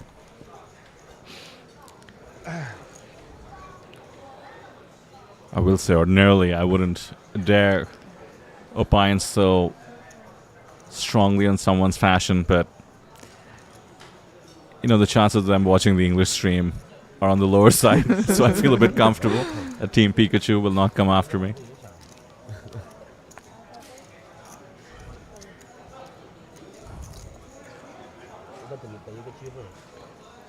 It just feels like we've caught him in a state of undress. I mean, what are we doing?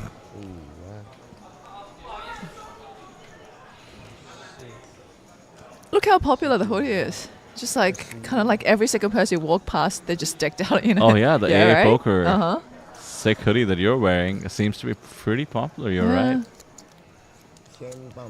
Seeing a few other fun ones. We did see the one that the player from Team Poker Goddess, Team Chinese Goddess was winning. Yeah, the green one. Seeing a few of those. Yeah, so those jackets are actually given by... so you actually have to qualify for that jacket. So if you look at the armband, it distinguishes between Team Boss and Team Pro. Right. So you're telling me I can't just buy one? No, that's not available for sale. It's a cool jacket. It's one of those varsity jackets, right? Like those footy people wear, right? In America, they've got those. That's what they call varsity. No, they don't have footy in America. Oh, sorry. First off. Like American football, like that's right.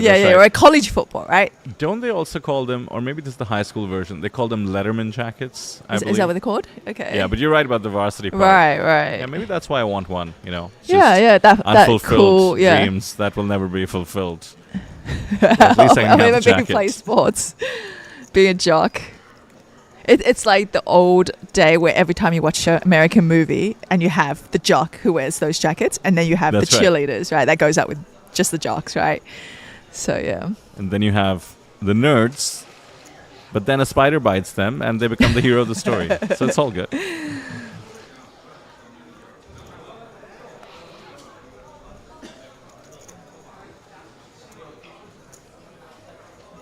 There's a new trend of advertising models in China all becoming men. Like Oh, yeah? makeup, like anything to do with the skin, they're using male models, right? It's because first of all, you can have a male model that is attractive, right? Who's got nice skin. But when a woman wants to buy that skincare and they see that, they will still buy it. But now you also get the men to buy it now, right? But if you had a woman as an ambassador for that particular skincare, then the guys might look at it and be like, oh, well, that's a woman thing, right? But then you now being represented by a guy, now you're like, oh, I'm a man, I can wear that. I've seen this a little bit in India as well, I will say. But currently it's at the stage where the people doing the ads are mocked slightly. Oh, but you okay. are seeing some influencers for male beauty products. I did see this campaign of this guy. He was like a Instagram influencer. I don't know what his usual content is. But he's just sitting on his roof and talks about all the products he applies. And yeah, call me old-fashioned, but I was kind of turned off by the whole proposition. Right. So I don't know. They need to find an interesting approach, because I agree with there's nothing wrong with males using beauty Skincare, products. I yeah. mean, we're in Korea, mind you, where honestly everybody's a bit flawless, and all the beauty products from Korea are obviously so famous that in India, by the way, if you want to really have a new beauty product or new beauty brand, it almost has to be marketed as Korean. like made in Korea. Yeah, right. Because they do argue that Korean brands are usually 10 to 20 years ahead Right. of all their Western counterparts. It's just how it is. The research, the amount of money that went into the research of it is just that much ahead. They're using snails in there. That's really popular. Snail secretion, yeah. Yeah, that's definitely 10 to 20 years ahead. I don't think India was on top of the just snails. like, you want me to do what to this? That's right. It's almost like Fear Factor, right? That's right. You can put that as one of the episodes of Fear Factor. You're like, yeah, we want you to put snail secretion on your face. But hey, if it works, it works. Now we see here, Pocket 8s raise it to 3K and getting 2 callers. Jack 10 just flops the others near dead. Should point out that we have a beauty center at the resort here at Jeju Shinhwa World. Oh yeah, it's actually like, it's not even like a simple beauty center. It's actually decked out beauty center, because I saw all the different things you can do, and it's like borderline medical beauty center. Okay. Yeah. So they talk about like a bunch of injections you could do, a bunch of fillers, a bunch of like all these like, you know, the new tech, right? Like heating up your epidermal layer to make more collagen. That's kind of like the idea behind it. You know, if I have a free day, I'll look into it.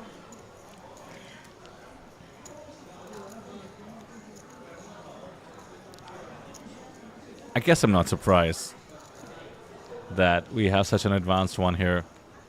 It makes total sense that you take like a 2-week, 1-week vacation, Yeah. get whatever you want done, and then just chill out, you know. And it's actually said that it's much cheaper. So if I was to compare Australian prices to Korea, I might be paying only a third of the price here compared to what I would be paying in Australia. So Oh, that's wow. actually a big gap. It's like a free flight. Exactly, a free holiday, a free flight, and yeah, it's like you made money.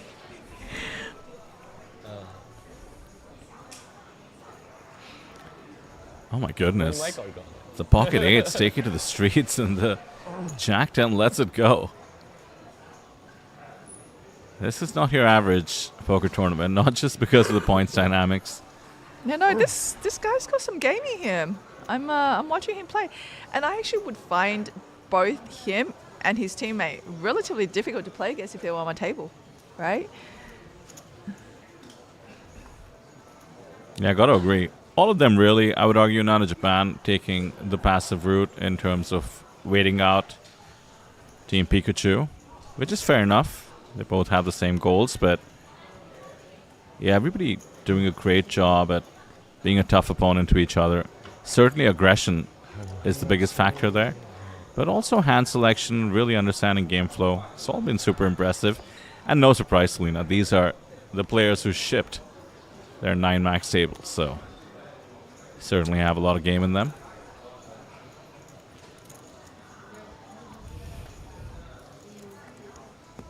It's actually really difficult to win like your table outright, like back to back. It's not an easy feat. Oh, that's right. Yeah. I mean, we saw what a battle it ended up being yesterday. After having Joshua, Jungle Man, Aaron Sang on our tables. None of them making the top 3.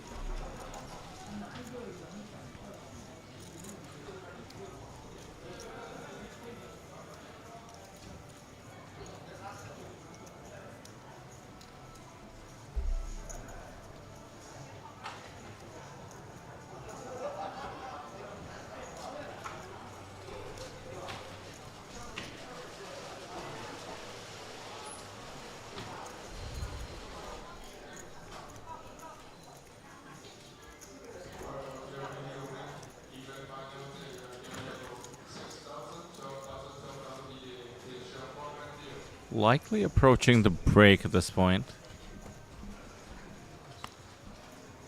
Only lost 1 player on the table.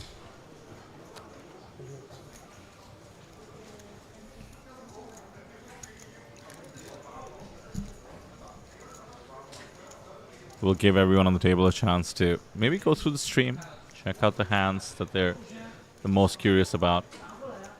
Will give us a chance to just take a look around the floor. Day 1A started an hour and change ago.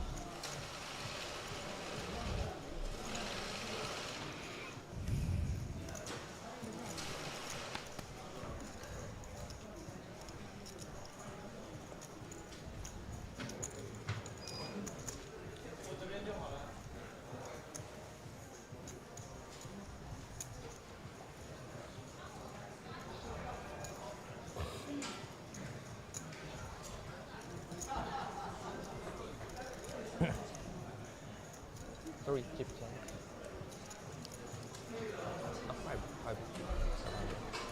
All 5 of these guys do seem pretty dialed in.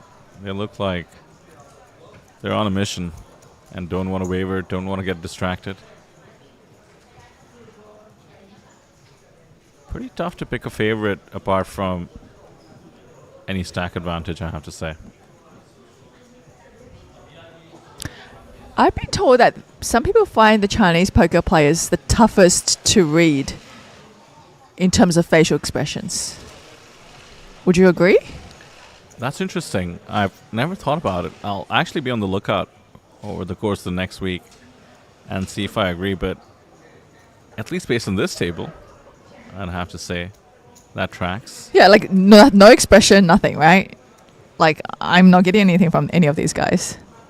What other tendencies or stereotypes do we have for Chinese players?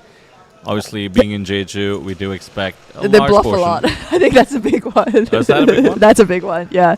Chinese poker players like to bluff. They love to gamble, of course. That is the standard Chinese sentiment that is likely ascribed to them. So does the love for gambling translate into poker, you think? You know, are they taking flips or semi-bluffing more often? I feel like when it comes to poker, you have that more of the sense of control, right? Like it's not up to an external being that's going to decide the outcome, right? Your fate is somewhat in your hands. And we've talked about how there are players who play poker regardless of what kind of hand they're holding, right? You can essentially pretend to look at your whole cards, never see any of it, and just play poker based on how the table is and your position, right? And what the players in front of you are doing and so forth. And you can actually probably maneuver quite well. So it's almost a different category, which I kind of like, you know, not in the same bucket as gambling. You can really exert a lot of will towards the outcome, and that's very different. Well, we see the aggression once again. 2 overs in the gut shot. The 9 is dead, so 6 outs going to the river. The 10 of spades means just a pair of 6s. We'll get the check mark. And there's the give up. So back over 200K.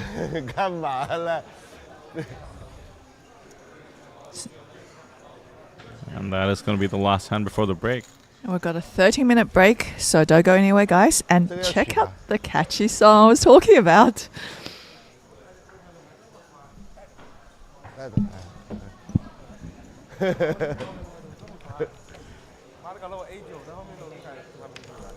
Did you say 30? 我要早点打完结束了，就抽烟，走吧。This is for the high rollers. Be a star. Yeah. This is for the real players. From TV nights to Vegas lights. Cards are down, the stakes are high. Just one hit, just one spark.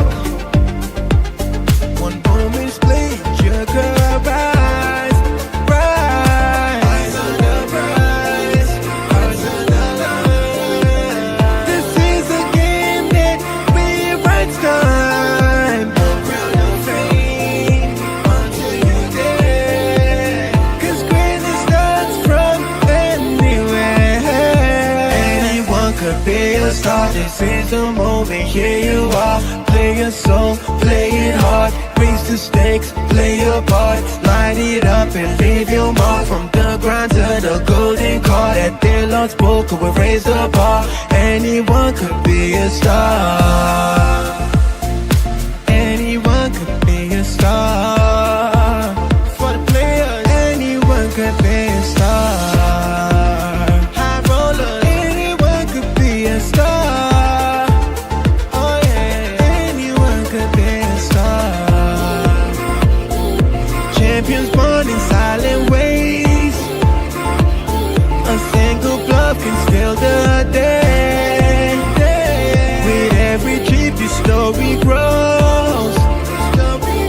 The Lord's game where the glory flows. Anyone could be a star. This is the moment, here you are. Play your soul, play it hard. Raise the stakes, play your part. Light it up and leave your mark. From the grind to the golden card. At their Lord's poker, we raise the bar. Anyone could be a star. Rise, hearts on the line. This is the game that rewrites time. No crown, no fame, until you dare. 'Cause greatness starts from anywhere. Anyone could be a star. This is the moment, here you are. Play your soul, play it hard. Raise the stakes, play your part. Light it up and leave your mark. From the grind to the golden card. At their Lord's poker, we raise the bar. TLPT 一战成名，你们可以在这儿一战成名。TLPT 可以一战成名，你可以一战成名，你可以一战成名。TLPT anyone could be a star. TLPT anyone could be a star. 你可以一战成名。TLPT 你可以一战成名。一战成名。Anyone could be a star. This is for the high rollers. Be a star. Yeah. This is for the real players. From TV nights to Vegas lights. Cards are down, the stakes are high. Just one hit, just one spark. One moment split, you could rise, rise. Eyes on the prize, eyes on the line. This is a game that rewrites time. No crown, no fame, until you dare. 'Cause greatness starts from anywhere. Anyone could be a star. This is the moment, here you are. Play your soul, play it hard. Raise the stakes, play your part. Light it up and leave your mark. From the grind to the golden card. At their Lord's poker, we raise the bar. Anyone could be a star. Anyone could be a star. For the players, anyone could be a star. High roller, anyone could be a star. Oh yeah, anyone could be a star. Champions born in silent ways. A single bluff can steal the day.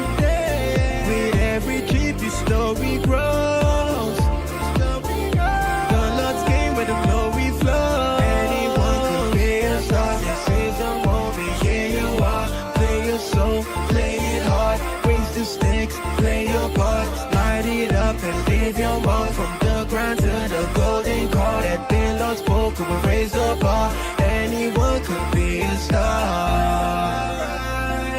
Hearts on the line. This is the game that rewrites time. No ground, no fame until you dare. 'Cause greatness starts from anywhere.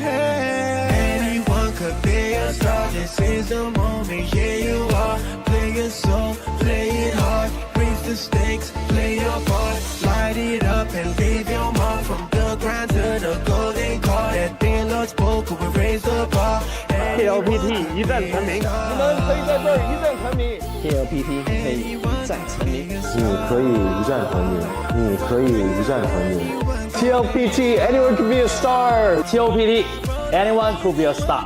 你可以一战成名。TLPT 你可以一战成名。一战成名。Anyone could be a star. This is for the high rollers. Be a star. Yeah. This is for the real players. From TV nights to Vegas lights. Cards are down, the stakes are high. Just one hit, just one spark. One moment split, you could rise, rise. Eyes on the prize, eyes on the line. This is a game that rewrites time. No crown, no fame until you dare. 'Cause greatness starts from anywhere. Anyone could be a star. This is the moment. Here you are. Play it slow, play it hard. Raise the stakes, play your part. Light it up and leave your mark from the ground to the golden car. That thin lost poker will raise the bar. Anyone could be a star. Anyone could be a star. For the players, anyone could be a star. High roller, anyone could be a star.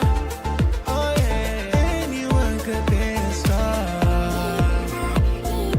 Champions born in silent ways. A single bluff can steal the day. With every trip, your story grows. The Lord's game where the glory flows. Anyone could be a star. This is the moment. Here you are. Play it slow, play it hard. Raise the stakes, play your part. Light it up and leave your mark from the ground to the golden car. That thin lost poker will raise the bar. Anyone could be a star. Hearts on the line. This is the game that rewrites time. No crown, no fame until you dare. 'Cause greatness starts from anywhere. Anyone could be a star. This is the moment. Here you are. Play it slow, play it hard. Raise the stakes, play your part. Light it up and leave your mark from the ground to the golden car. That thin lost poker will raise the bar. TLPT 一战成名，你们可以在这儿一战成名。TLPT 可以一战成名，你可以一战成名，你可以一战成名。TLPT anyone can be a star。TLPT anyone could be a star。你可以一战成名。TLPT 你可以一战成名。一战成名。Anyone could be a star.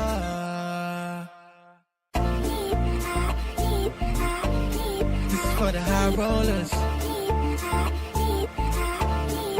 Be a star. Yeah. This is for the real players. From TV nights to Vegas lights. Cards are down, the stakes are high. Just one hit, just one spark. One moment split, you could rise, rise. Eyes on the prize, eyes on the line. This is a game that rewrites time. No crown, no fame until you dare. 'Cause great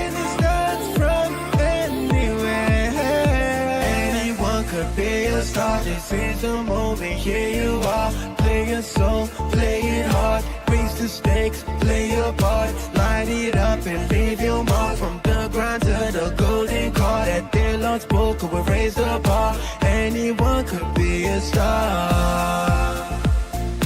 Anyone could be a star. For the players, anyone could be a star. High roller, anyone could be a star. Oh yeah, anyone could be a star. Champions born in silent ways. A single bluff can steal the day. With every trip, your story grows. The Lord's game where the glory flows. Anyone could be a star. This is the moment, here you are. Play your soul, play it hard. Raise the stakes, play your part. Light it up and leave your mark. From the ground to the golden card. At the Lord's poker, we raise the bar. Anyone could be a star.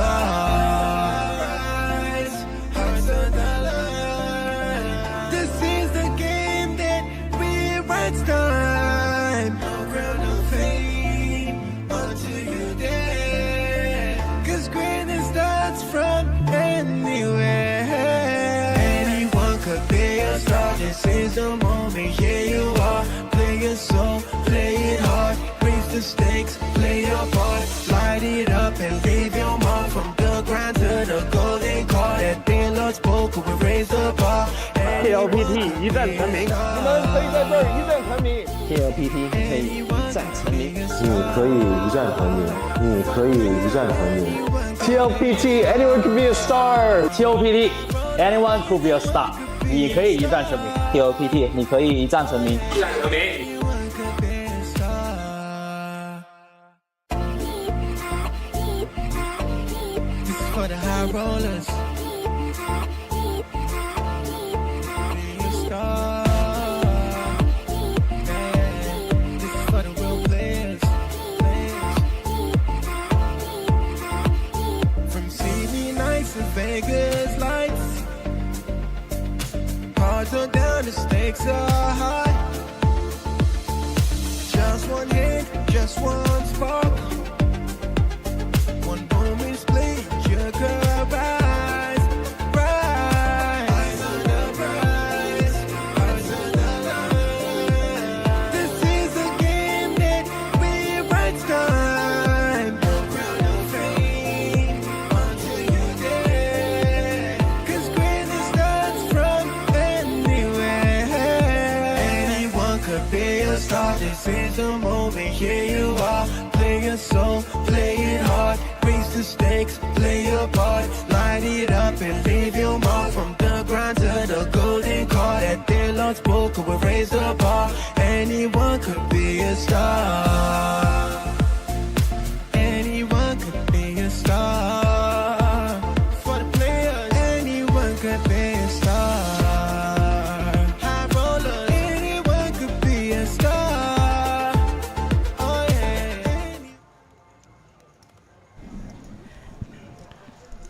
Back to the live action, our feature table here. We have currently 4 players left. 3 players from the same team. Yeah, and 2 more. We Oh, almost right, had. 5 players left. Had a right, big so flip, but, you know, Team Ultimate China too. They don't quit easy. It was Ace King versus Pocket Tens. That was a hand, wasn't it? Yeah, That's still hard. 3 players with the Ace King getting the double. So Pikachu and Nana Japan still have the same goal, outlast each other. What's happening here? We're putting on the pressure there. Let's go. We've come back from the break. We've seen what everybody else had on the stream. And we know the targets. Nana Japan and Pikachu need to outlast each other. Taking the 9-3 to the streets. Okay. Okay, no, take it. He, the player that made the 3-bet just now, he actually has a really innocent looking face. Okay, you're really big on this. So Yeah. it would help you in his shoes to use his aesthetic image and do what he's doing.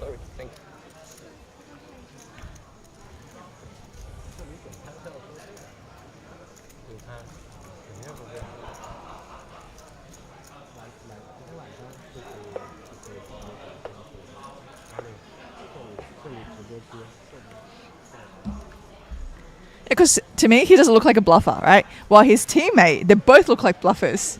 That's a difference. So if you could use that to your advantage, yeah, he looks like a very believable person telling you, I've got the goods. That's very interesting. He just said all in. Against the button open.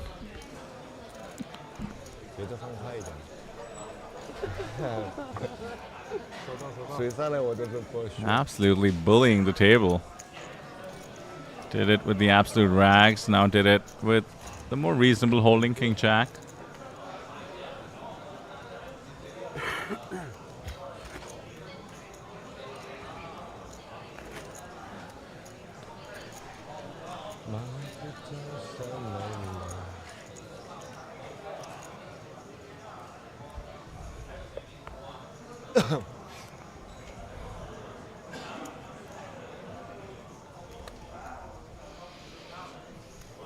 What do we have now? 7-6.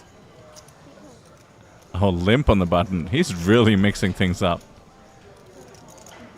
Could easily just have opened and actually would have picked up the blinds and antes.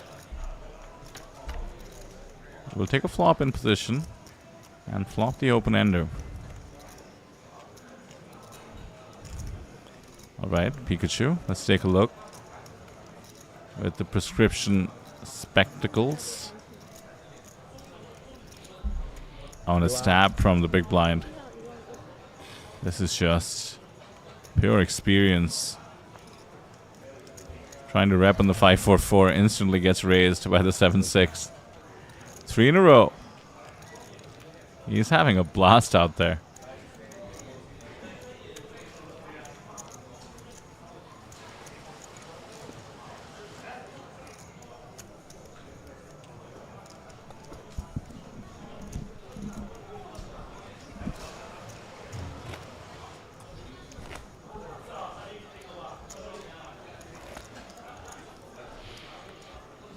Well, we know everybody from Team Ultimate China will certainly be playing more events thanks to the lock on the 18K team score.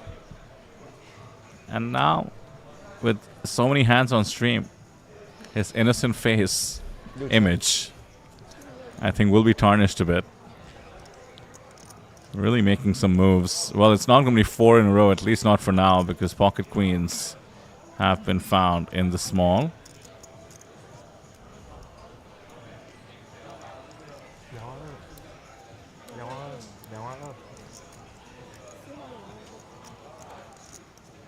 Pocket jacks for Nana.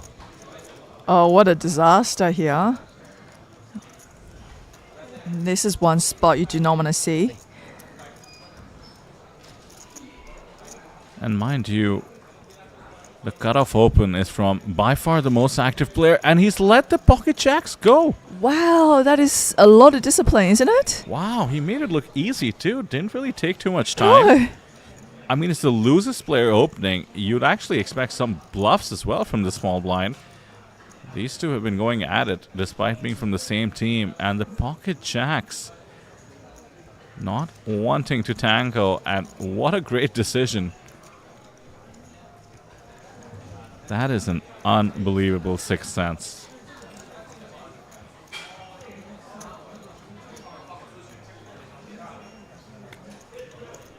That's like owning your opponent by folding. Yeah, because jacks is one of those hands where you really hear players say, you know, just hate. There's a lot of, you know, you get that a lot. It's just like, oh God, like, you know, you look down at jacks, you get 3 bets, like, I don't know what to do. Well, apparently you just muck it. And it ends up saving maybe your tournament life.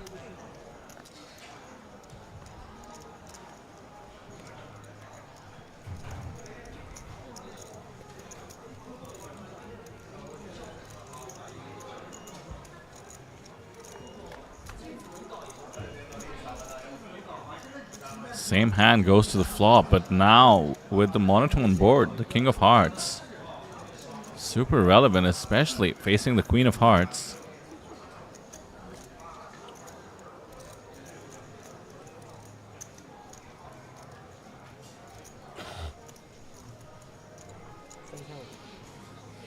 Yeah, it's a semi-bluff, and his opponent has the better version of the same hand. Now that nut draw for the heart is very important to be holding. But Pikachu with the second nut draw. He's taking the aggressive option once again. Has been pushing the table around and does get the same hand to fold. That being said, he was free rolling. Not actually the result he would want if he could see the holdings.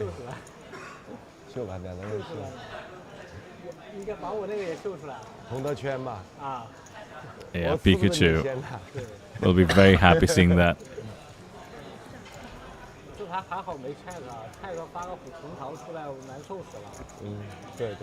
But gotta love his aggression. Just bumps it up to 25k. Constantly putting his opponents to the test for most of their chips. Playing the Nana Pikachu dynamic perfectly.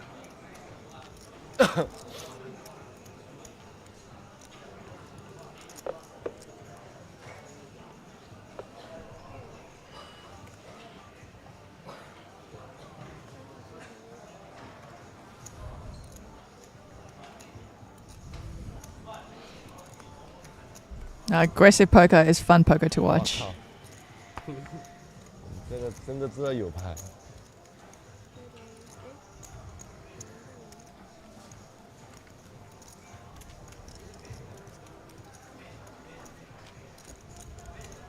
下个大盲转来，你肯定要推了，我想的。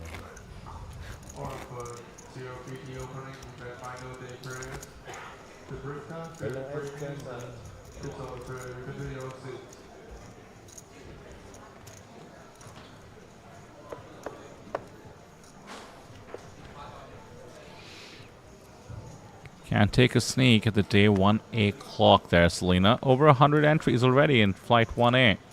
And we're just about 100 minutes into the proceedings. Pretty cool to see. Expect people rolling in pretty much all day. It's the only flight for the day. So registration open all the way.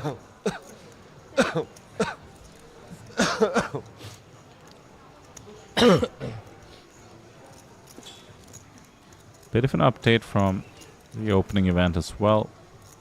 About 2 tables running at this point. Let's see where we are when our team's event ends as we roll into coverage.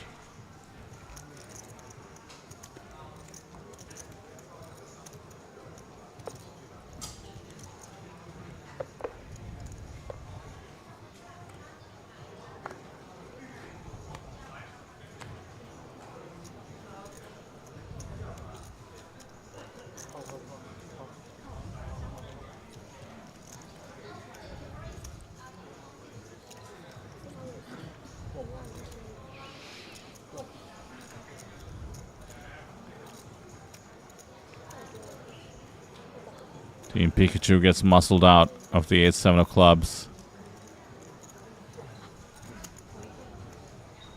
Yeah, we're playing pretty cautiously.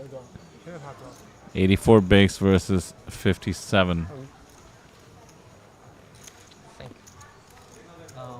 500. Thank you.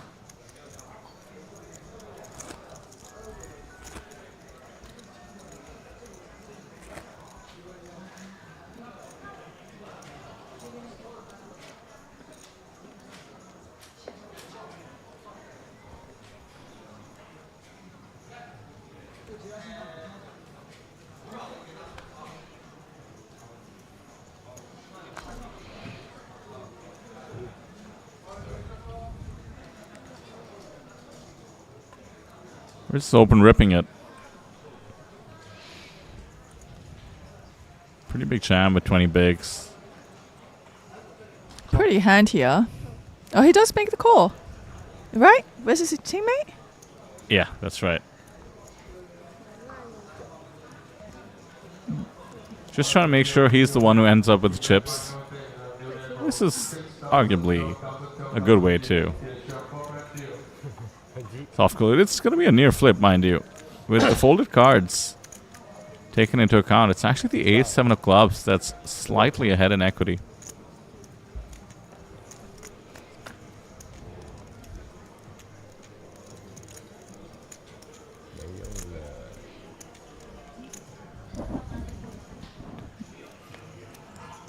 Looking good here for the ace-6. And that is a double.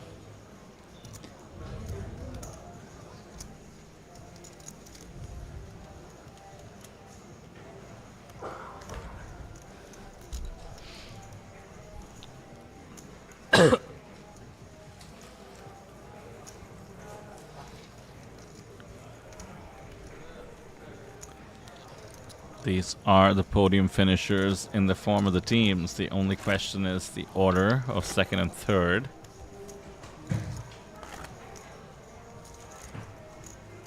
$8K and $12K USD, respectively. The $18K top prize locked up by Team Ultimate China 2. Or as Google Translate was calling it, Team China Extraordinary.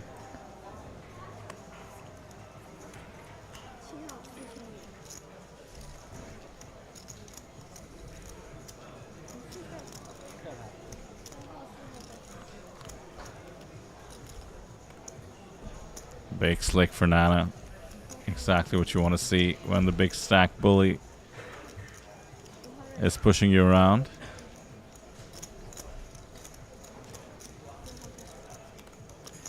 This race is going to get a lot of credit. He's been on the quiet side. So we don't see further aggression, but we'll peel in position, 6-5. There's a 4, and there's a 6, and there's a king. Very favorable for Nana Japan. How much can we extract? SPR is 2.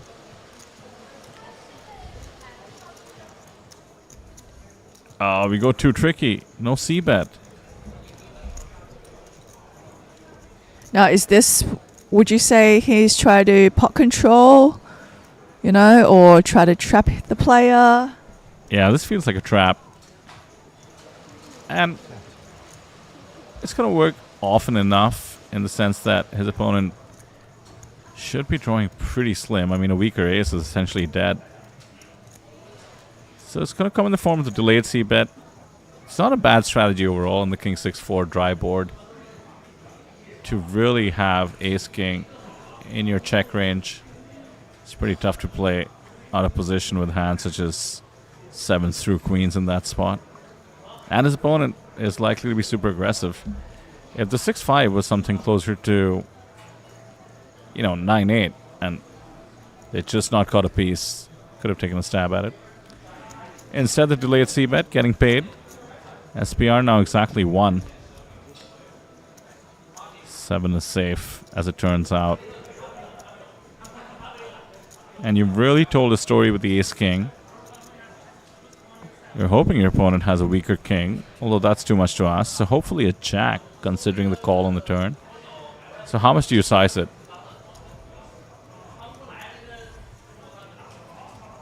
We'll take a time bank to consider. Don't forget it's free bet from the small.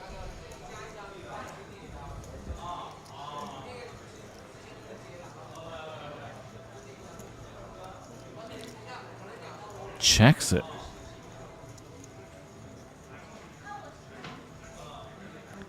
This is pretty cool, actually.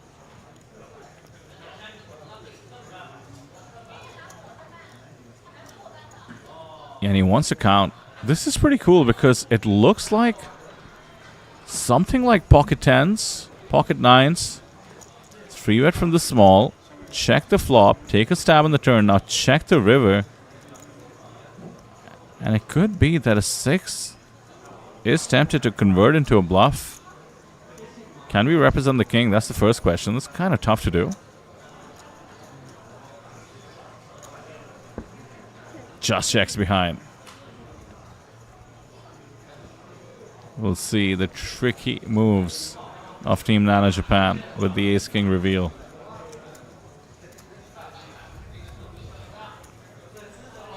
Yeah, it kind of felt like he thought about bluffing his opponent off his hand there on the river, right? Because that's the kind of type of strategy he's been using against those players who know that it's so important for them to ladder up. I mean, what if you put your opponent to the test for literally all of it? How can they call without being super top of range? And the more I think about it, the more I like the way Team Nana Japan approached it. So many dynamics taken into account. Checking the flop and checking the river there. Almost inviting the chip leader to do what he's been doing. Nearly worked. That being said, over 100k for Nana's stack.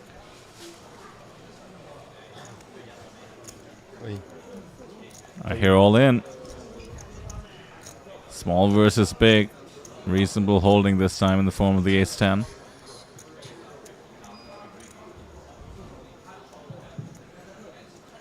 Not much to do.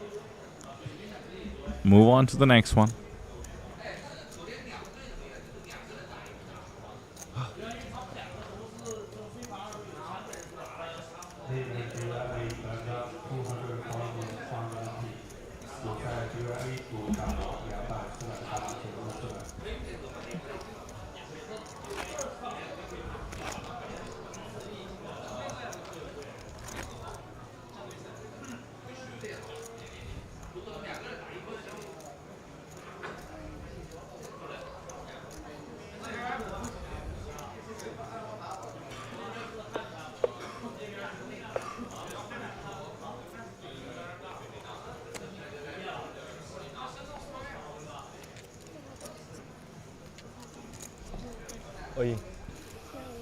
All in once again. It's just really making life quite difficult for Pikachu here. I mean, I don't know if Pikachu will be calling off here with the king fold, but he's going to act like he's thinking about it, right? Because he can't just be like insta fold, because now it's a no-brainer for the guy to just jam any two cards into him but from the why small not? blind. I mean, look at the size of the jam. It's like 65 bigs effective. You're going to insta-fold most of your holdings, right? It's 65 bigs. I'm actually really impressed by this guy's play, because like he's playing like an internet kid and he doesn't look like one.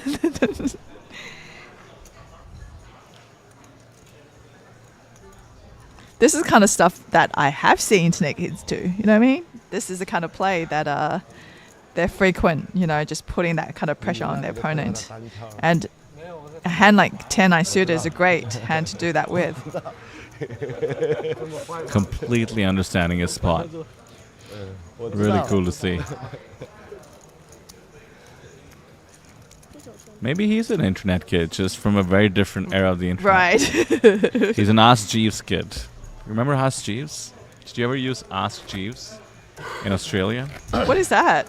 It's like one of the early search engines, literally named after the PG Woodhouse character. No, it was pretty popular not know back in the day.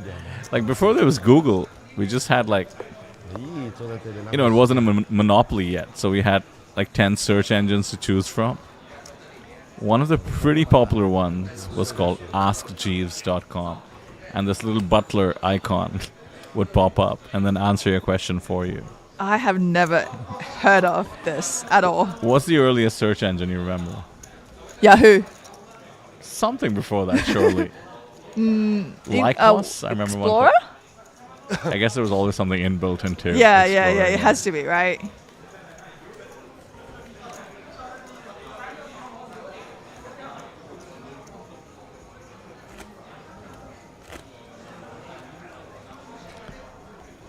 So the story of the afternoon is Nana Japan and Pikachu neck and neck, trying to outlast each other.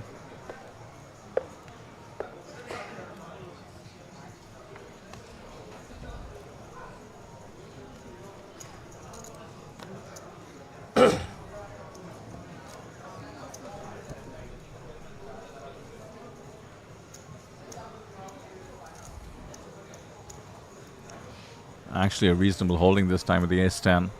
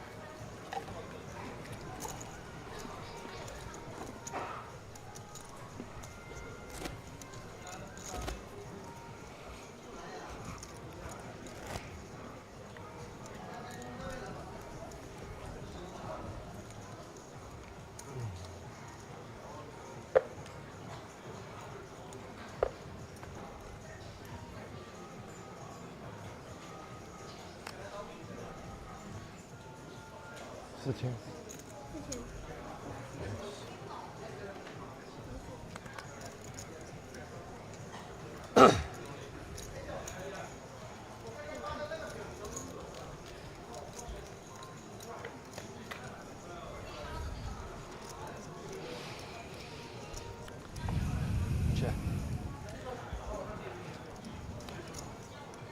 10 for both. Ace kicker by far the best. Ace is up now, 4-2 straight on the board. So back-to-back ace-10. It's going to be back-to-back pickups. Is there a high roll event today? Yep, there's a day one. Did just spot the German pro, Martin Finger. Oh, he's here. Did I get his name wrong? No, that is his name. There's two Martins from Germany. Well, the one I know is Martin Finger.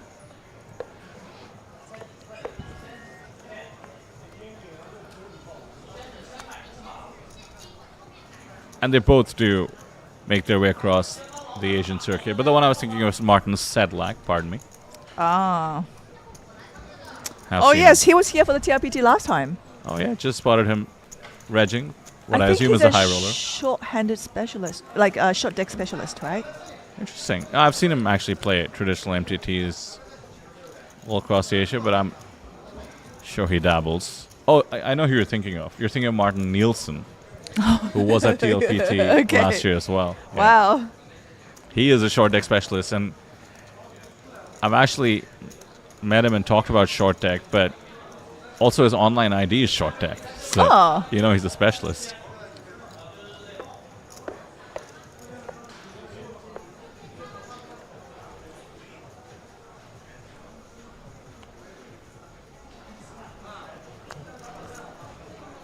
And Martin Sedlak, who I was just referring to, did join us last year as well at TLPT.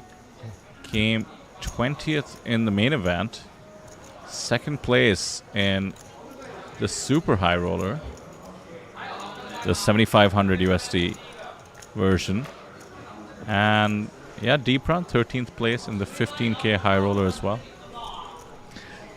And I tell ya, any of these pros who wants a good value tournament series, they come down to TLPT, and once if they had a taste of the TLPT, they'll come back again.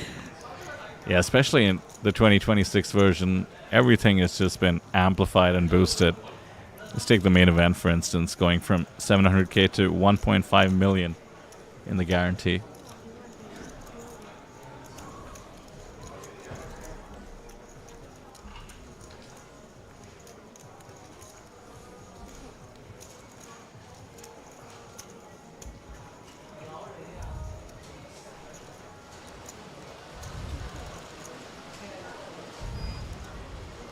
Somebody else is about to win a pot for the first time in a while.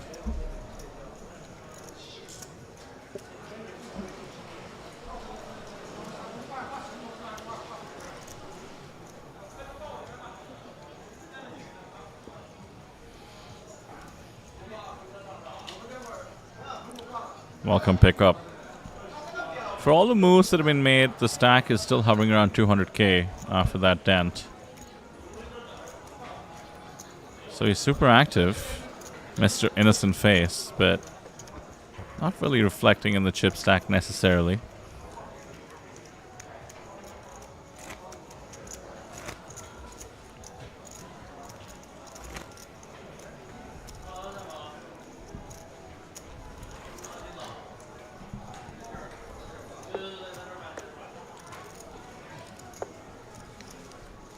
都不掉，好难受啊。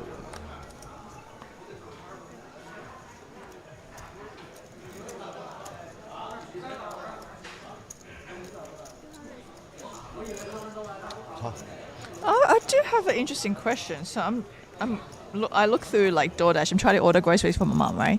I'm trying to get help. Now, do they not have people that can help you? To do what again? To just help you, like a human. Like they've got like a, like a FAQ kind of section, but I cannot find a human being for the life of me. Oh, you mean customer support? Yes, that's it. Yeah, there's just no shot. At that scale, you just gotta get rid of it. It's gonna be Yeah. AI pretty soon. Right. But we might be looking at an elimination here. The pocket threes have found their way into the middle, and it's pocket fives in the big blind. 没人对六， Team on team violence about to occur. 八勾，那也不影响啊，是不是？八勾啊，我又八 No 点 three and 3 diamonds instead, so it's just one out now. 靠，无影响。 And with that, we are down to 4. 我没有方便，也是你的。 So we lost one of the 3 members that's on this table. And the poker room is really getting very loud here. Yeah, we've just hit the break in day 1A, I believe. 应该是，我送了很多出去。 Although that's in real time. 好，现在这 Should 个 reflect in the stream in about 30 转得很 minutes. 快了，转一圈很快了。 So down to 4. The story and the goal remains the same. Nana and Pikachu looking to outlast. 真的， And I suppose the question is, which team member from Ultimate China 2 can put themselves in the best spot to get to heads up with the most chips possible? They're tied, essentially, in stacks now.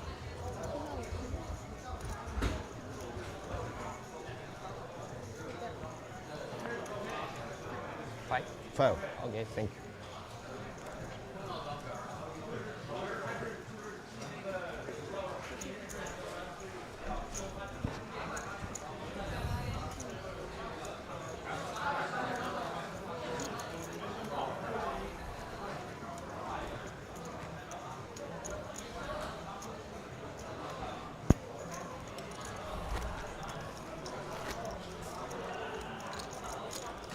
Are you still struggling with the customer support? Yeah, like I just can't find one. It's weird because to me, 其他情况真的 they're huge, right? Like it's just it just blows my mind that they don't have like someone you can contact. Because I know Uber kind of does, because even though it's one of those messaging services that you like have a complaint or you have an issue, you leave a message and they get back to you. But it's really rare not to find anybody. Literally nothing, Yes, yeah. literally nothing. Like no service of You any do kind. expect one of those annoying chatbots for sure. So what do? They just expect you. They just scrape all together, lower their cost, and if you use it, you use it. If you don't, you don't. Right? Is Yeah. that kind of how it works? We're a monopoly, you deal with it. I don't know.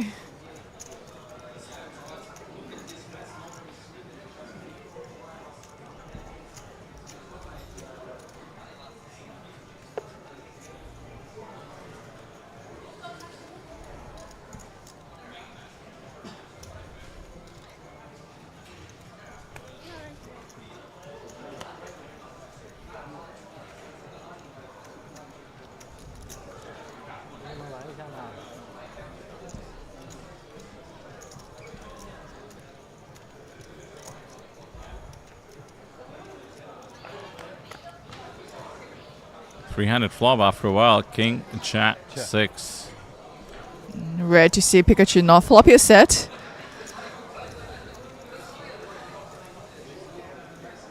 So it's quite interesting. Nana, Japan, Pikachu are still very much exact in chips, aren't they? They're just nobody really pulling ahead.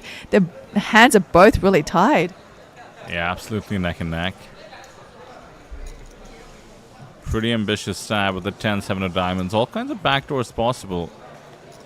And that's one of them. And usually when you take a stab, with very marginal equity and pick up additional equity. Nothing too crazy.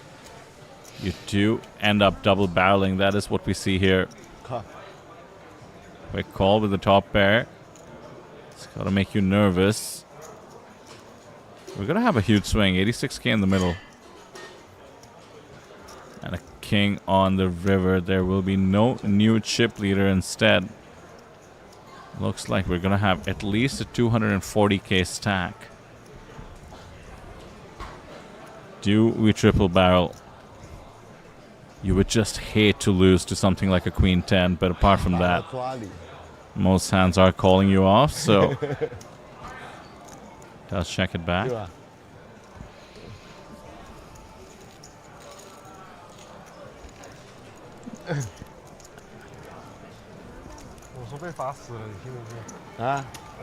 We'll talk about neck and neck. 55 and 51.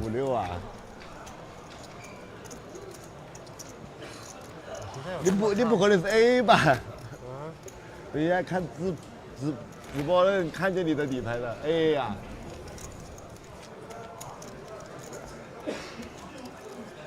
有可能，等一下看20分钟过后都能看到。哦，这样子的吗？有手牌都能看到。刚刚我比他15000皮卡丘，我 A 框，他也是 A 框。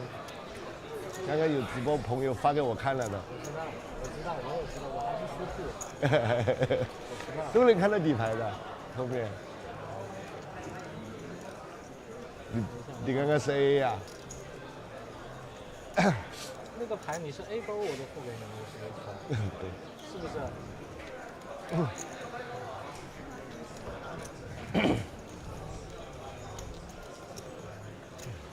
哎呀，他们两个在上面毛，我们两个在上面赔。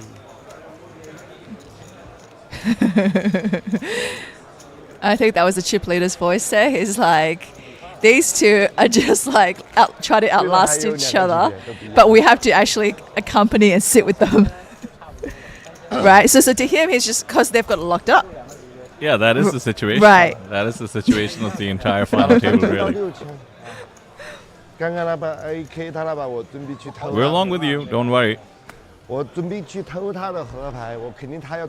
4K swing. 我想他是 AK 了，有 K。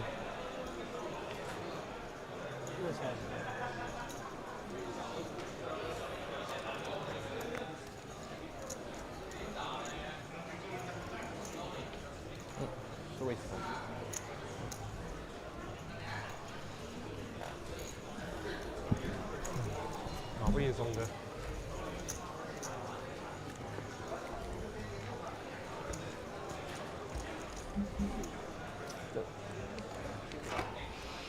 我哪有啊？11万。60万，现在均码是15万。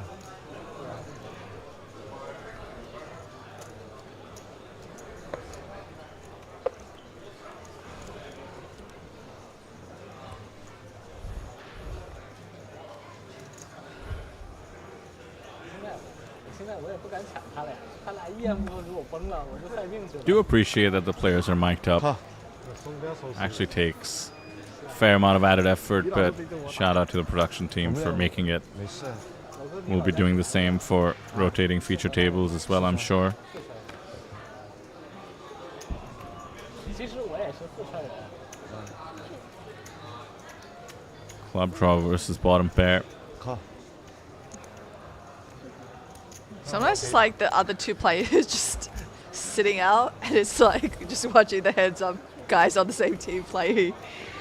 And the ladders don't matter either. Like, sometimes if you're the shorter stack, you can at least look forward to the action. I mean, frankly, Mr. Nana Japan has been on his phone for the majority of this tournament. Slight language barrier, I assume. That plays a part. Can't really engage in some of the banter. 我有一张6。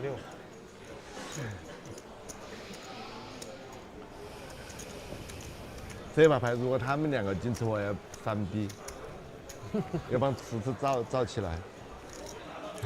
He's definitely missing out on a lot of the action, though, I have to say. You know, maybe he's going to be in a tough spot with one of these players, and won't really have any inclination in the tendencies. Seems to check out of the hand as soon as he folds. You do see it a lot on live poker tables, but wouldn't expect it at essentially a final table. 来一下，说一下，免得没有气氛了，没有昨天。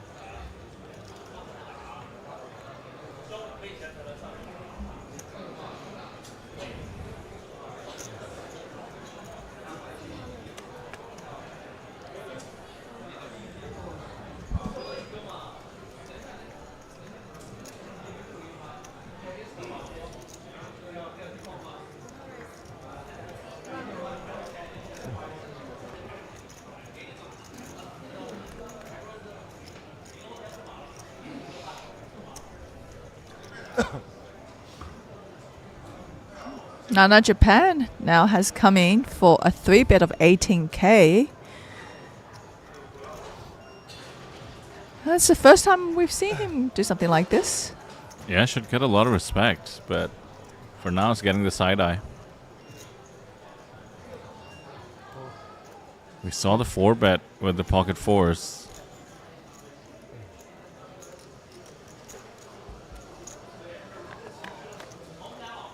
We're taking a flop with the deuces. 10, 10, 9.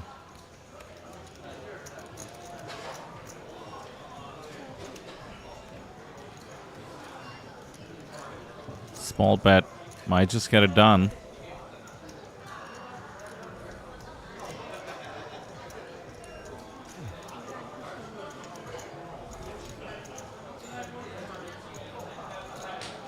Pretty standard. 1/4 pot on the paired board. That being said, it's pretty wet. Shouldn't really matter too much.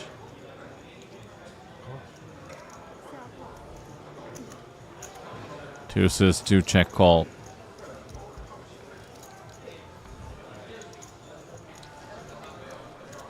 To remain in the lead. SPR 1. And you're just miserable with the ace 4. All red on this board. And dare I say his face is showing it. Has plenty of outs, mind you. And there's one of the counterfeit outs.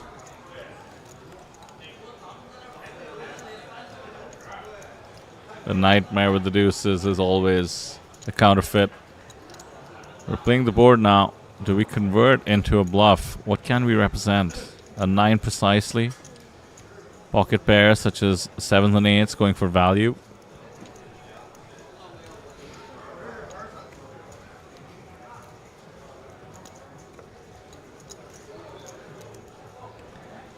Can we rep a 10?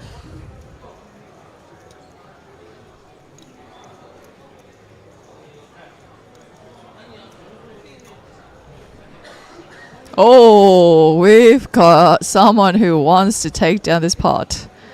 He's sensing some weakness from Nana Japan, and he has made a significant bet on that river. I like it. Love it.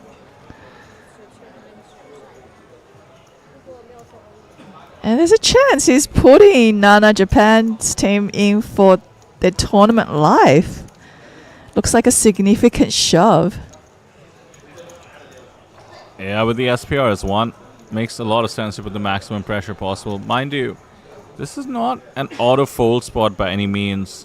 An ace is always going to be interesting on a double paired board. But you're really polarized now if you're betting essentially full pot.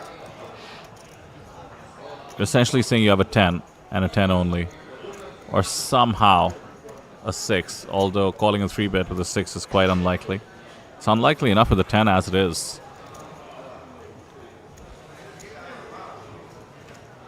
I mean, there is a world where I think Nana Japan puts it together and clicks call. There we go. Oh, whoa. Well done.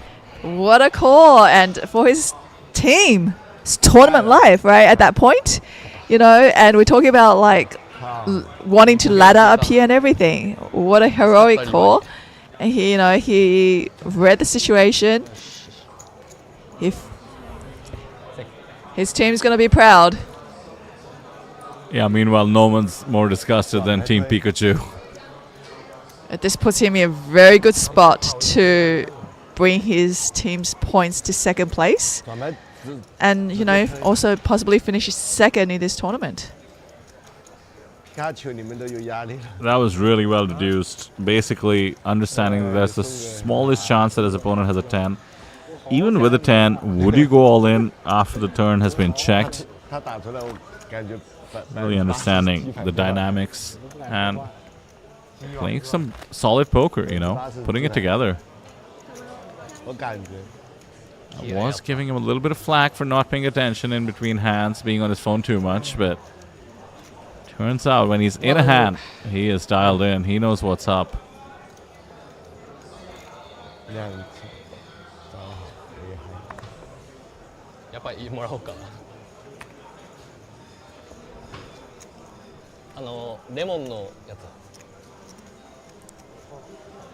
Pikachu now will feel the pinch of being way behind the person he's trying to outlast.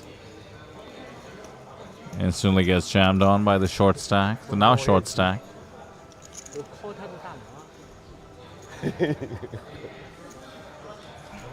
Now this is a bit of an annoying spot. Because, you know, Team Ultimate, they kind of want more teammates still in, right? It makes the game a little bit easier.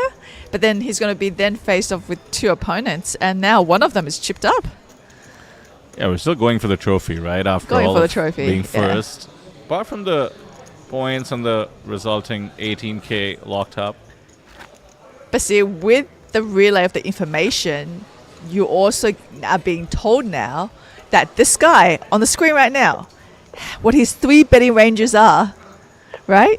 He's not, you know, a lot of times he was doing with what, Jack 2, Jack 3, Oh yeah, random Jack hands like suited. that. 9-3 comes to mind. Yep. Does do this limping thing, which really confuses me. But last time around, he converted it into a raise on the flop after flopping the open ender. This time limps Queen 6 suited under the gun, which is the cutoff, four-handed. So the limb does get ISO'd by the reasonable holding, King Jack suited. Oh, not going in with this hand.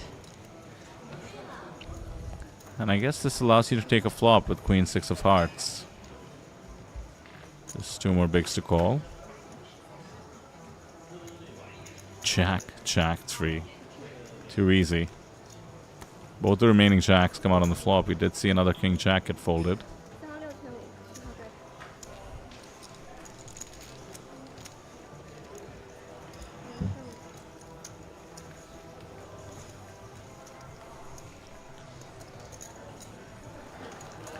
Quite a lot of effort just to see the order between second and third, I will say. But it's led to some fun poker. You don't see a dynamic like this too often in a regular tournament.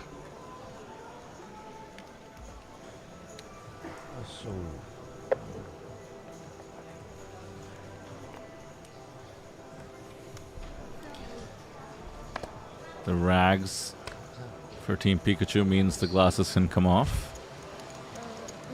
All in with Queen 3. 10-6 has to fold.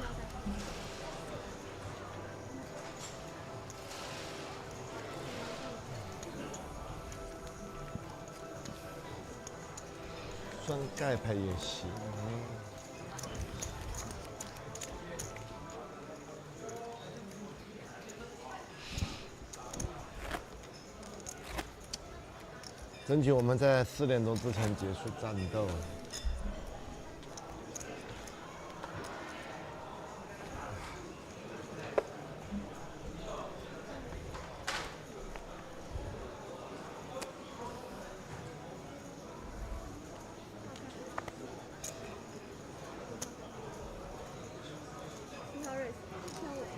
Pocket queens. She's been so active, but raise from the small will just get the 8-2s to hit the mark.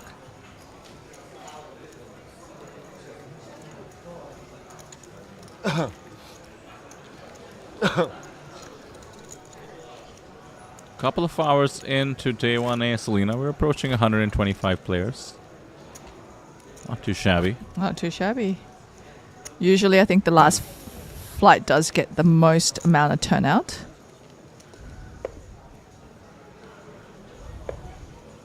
Don't know if it matters that it's the weekend, but... Oh, yeah. So you could technically make it to day 2, fly back. Oh, yeah. Go back to work for a few days and come back for flight 2, right? For day 2 of the main event. That's what I would do, especially considering how easy it is to go between Jeju and a lot of other places.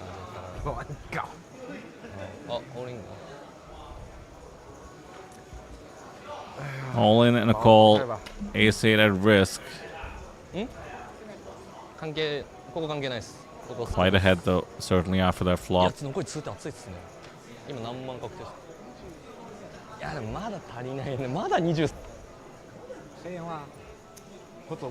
Use the stand-up equity, use the taking a photo for your backers equity. All of it came together for yet another double up. Still four-handed here.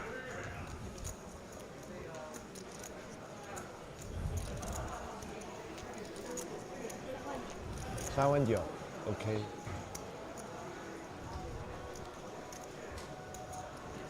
Certainly did not expect this event and this final table to go this hard in terms of how much people want it.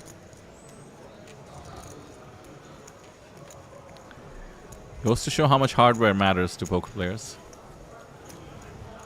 Really going after that trophy. And now Nana Japan approaching the chip leader after that 40k hit.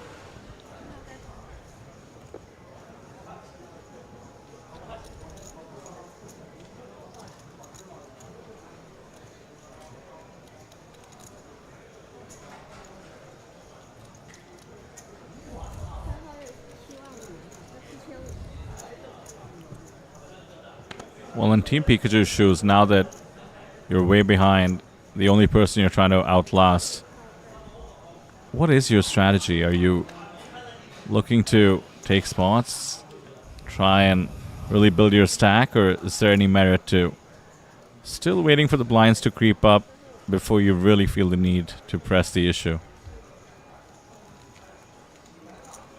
I feel like you can't change your game too much. Right, like you still have to be patient just because Nana Japan has doubled up. Like, yeah, just keep grinding at it. I think we did see Pikachu as being one of the more, patient players yesterday too. And he did let go of a few spots where, like say, remember that heads up where he had pocket sixes, right? There are times where you're just like, oh, he's gonna, there's no way he's folding. And then he folded.20,500。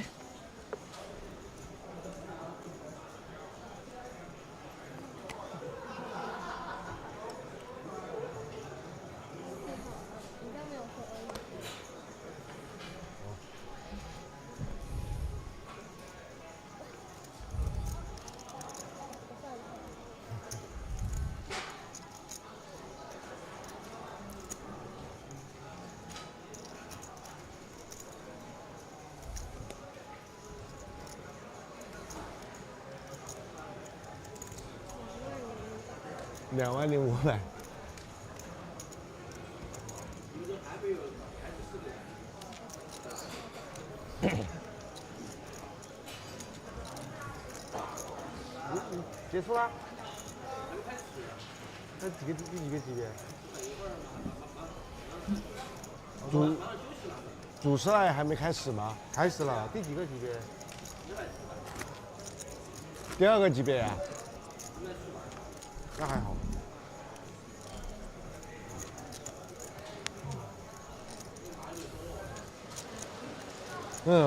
没有，我乱搞。刚才偷了把鸡。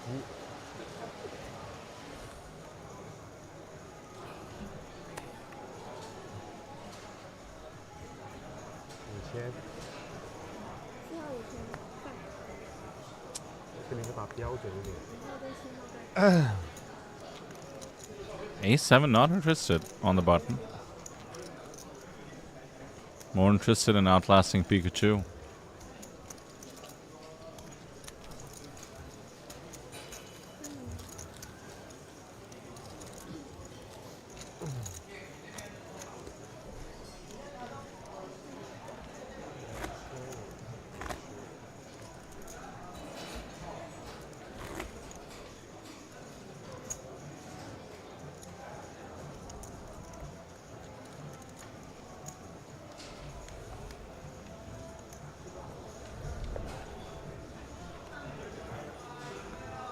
Is it me or are the players looking a bit bored at this point? Only this man has his eyes on the prize. They take a bit of a dent, but feels like he still is putting his stack to work in the way it's supposed to be put. Everybody else sort of just autopilot.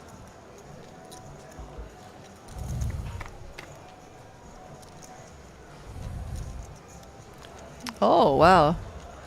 The King 4 hits 2 pairs here. But unfortunately, not much for the other players, except Pikachu does have a gut shot. Fold and a fold. Easy game.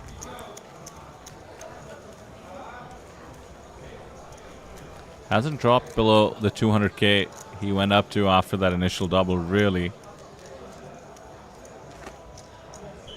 Hasn't been able to extend his chip lead too much. Short stacks constantly seem to find the double. So what would it look like to make a deal in this spot? I mean, Nana and Pikachu can just split the difference.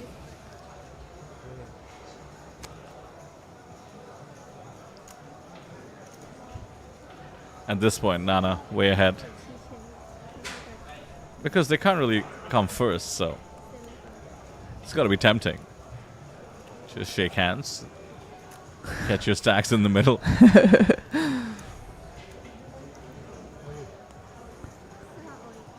Alright. Once again.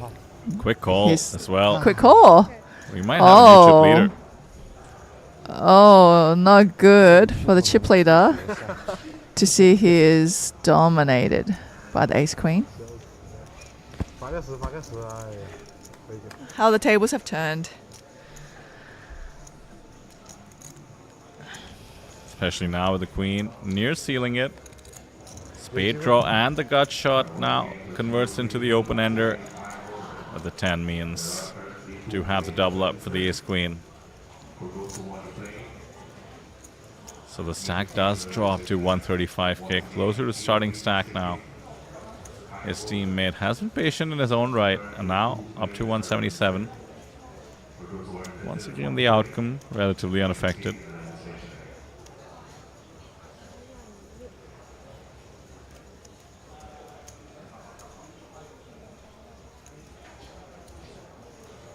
Co-chip leaders in the form of Nana Japan also being near the 175k mark. 8万多 OK 好抽了那么多，你拿几个过来就 OK 了。嗯。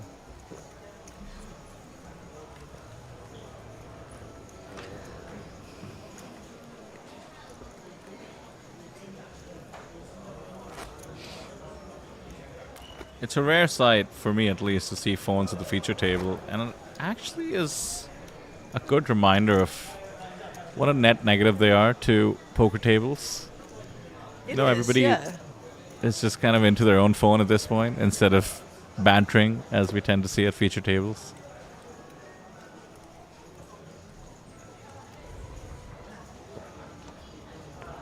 You're also bound to miss some read, some variable, some tendency, if you're just constantly sort of doom scrolling on your phone in between hands.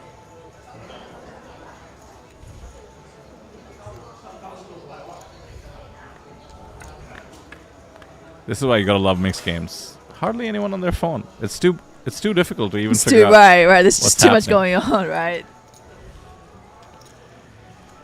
We've hit the flush, second nut variety.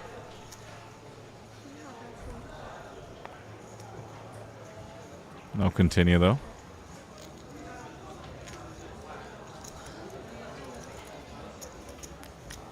So you did mention you're someone who's sort of early to the tables. Were you also somebody who paid attention even when you were not in the hand? Is that a crucial part of live poker? No, I find it just too exhausting to do 2 weeks of just focusing and concentrating on every towel, everything on the table. I definitely find it much easier to just scroll and recharge between hands. Yeah, definitely. Because, sometimes over a 2 week period of playing these events, you are sitting sometimes at the table, 8 to 10 hours a day. You just are. And I know players who do focus on those live reads and they try to pick up on every single thing. And they're so exhausted by the end of it. Like, after the tournament ends, they sleep for a week straight. Like, they're just mentally just drained. Yeah. Because I think it just takes so much to actually concentrate and focus that hard. I feel like that burnout would really much be in play if I approach tournaments like in that way. Yeah, it's like a workout for your mind, right? So you also have to build towards it. Like if you just decide one day to do it, yeah, you're going to really feel the impact after the series is over.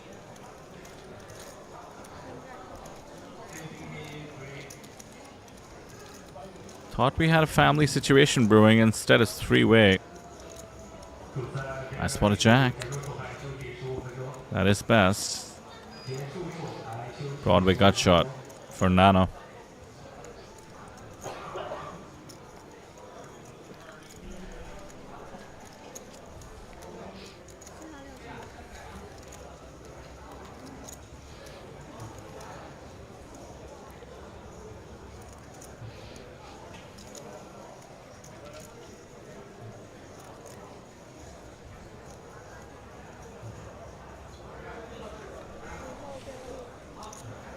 Oh, we've raised it. We're getting quite activated after picking up those chips. Great timing on the raise as well. Certainly there's a world where you just passively try to hit the 10, maybe thinking an ace is good. In this case, a queen is well in position. Goes for the aggressive option. Yeah, super impressive.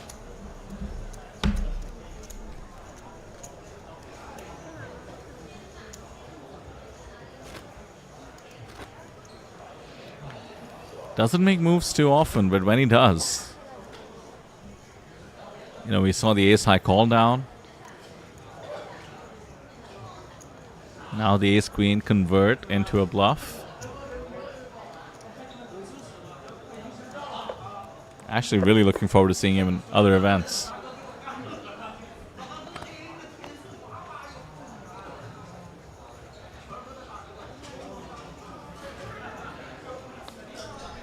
We're certainly likely to have one of these 6 players make it to one of our feature tables over the course of the next 9 days.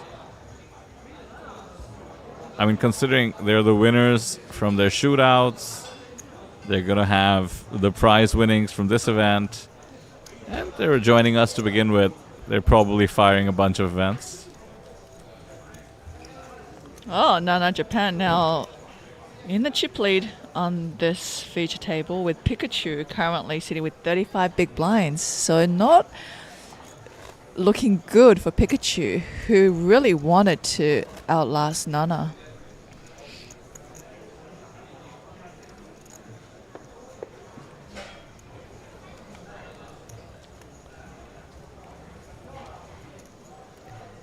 I do miss the hand distribution and the card distribution we were rewarded with yesterday, with the wide variety of premiums. Hopefully the pocket jacks on the screen now are a sign of things to come. Limp again from UTG, which has been part of this man's game plan. And this is perhaps why, because the ace-10 is ISO'd. Team Pikachu was ISOing quite consistently against those limps. And now the Jack-9 suited will come along, likely expecting the action to be closed under the gun, but it's not going to be the case. I know we discussed Jacks being hard to play, but you can comfortably get them in there now. Would have loved a classic 3-bet more, but with the dead money from the small, I think he decides to just get the money in there. 45 bigs or so.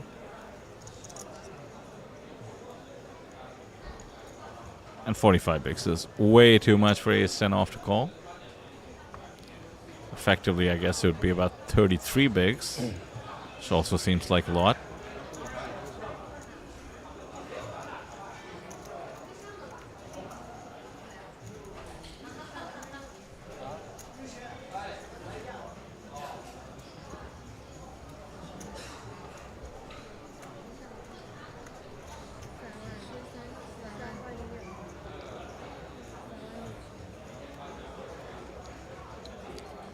Is this just posturing, or are we actually considering it? I mean, it's a limp re-raise jam against the ISO and the cold call from the small. Seems pretty strong to me. Yeah, I mean, but at the same time, now he's being fed hand histories from his friends, maybe possibly even watching the stream. Oh my word. Oh, did Jack-9 just We call? have a three-way situation. A three-way? Essentially trying to eliminate and gang up on Team Pikachu. But the Jack-9 ends up being, yeah, I mean, slightly relevant considering the 9 is live Oh my against goodness. the Ace-10. I didn't expect this to happen. But I guess strategy-wise, maybe the more hands you have in there from the same team member, the higher chance of one of them winning. Yeah, they just want the table over with. Meanwhile, we have flopped a 10, but the pocket jacks remain in the lead.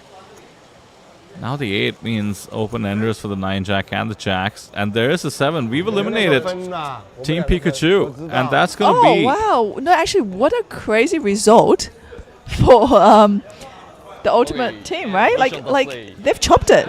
They've chopped it. They've chopped it. Indeed. As we did see Nana Japan go up and fist bump his teammates because he's made an extra $4,000 for his team. Man, that's crazy because Jacks were looking at such favor against the Jack-9 there, right? Both on the same team, both got into the pot, and they just chopped Pikachu's money. Yeah, that's crazy. We should be heads up right now, actually. Instead, we're three-handed 2v1 in the form of Team Ultimate versus Nana Japan. And just a reminder, this does mean our podium in the form of teams is all set. It's going to be Ultimate China 2 as the ultimate winners, considering they had that lock before coming into the table. And then it's going to be Team Nana Japan. Number 2 overall, still trying to win this table. Followed by Team Pikachu.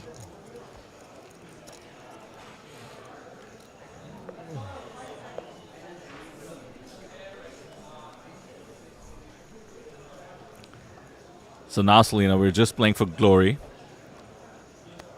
We saw the Jack-9 willing to get it in there. But all of a sudden, you know, you have 200k in chips. Which should mean everybody's basically even stacked. Yeah, we're three-way and we're Everybody's got 200,000 in. So we're playing about 70 bigs effective. And it's a winner-take-all in the form of essentially the trophy. It's a nice trophy.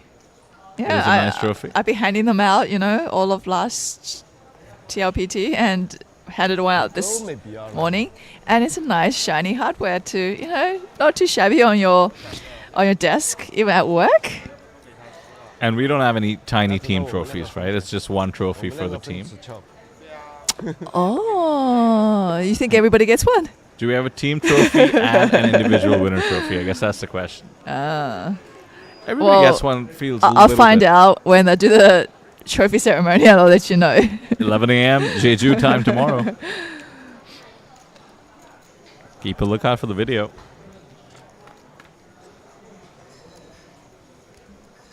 A raise from the small blind with the 9-3 offsuit. And his teammate is coming along with the Queen 9. Calling a c-bet.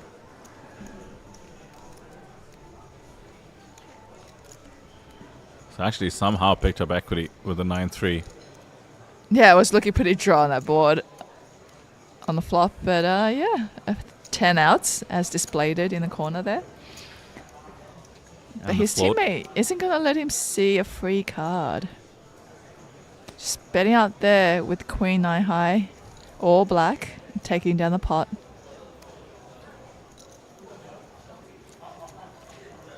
Impressive stuff once again. Essentially bluffing with the best hand. We have a bit of distance now with that quick pickup. Each pickup does feel pretty big, three-handed, but we're plenty deep. 下一把我推了。 If this was an ordinarily, I mean, let's just call it a regular final table with pay jumps. First off, pretty rare to see three-handed with 60 bigs effective average or so. And then I would expect really slow deep stack play. But now, winner take all, prize pool has been decided. I think this is going to be a quick affair. Although I did just break the cardinal rule of the booth, Selena. You know, you're not supposed to ever think a table will be over quickly. Is that the worst thing to hope for? Because, you know, that's when it's going to get dragged out. Exactly. It's just a classic curse. And we are seeing some limping on the button, but we have been seeing that all day from him. Tends to really step up the action on the flop if he connects, and he had connected there with a double gut shot and 2 overs.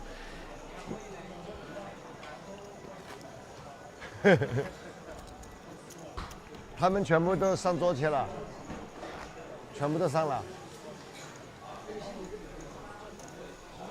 现在你不打吗？主赛。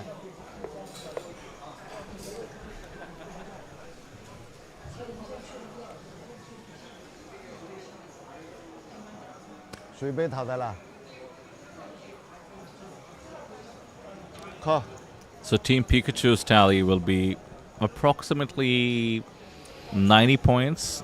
Again, because the points did not matter as much as outlasting. I'm not sure about the exact number, but what's incredible about Ultimate China 2's performance is that both Team Pikachu and Nano Japan, even if they shipped this event, would have been still one full victory away from the total score.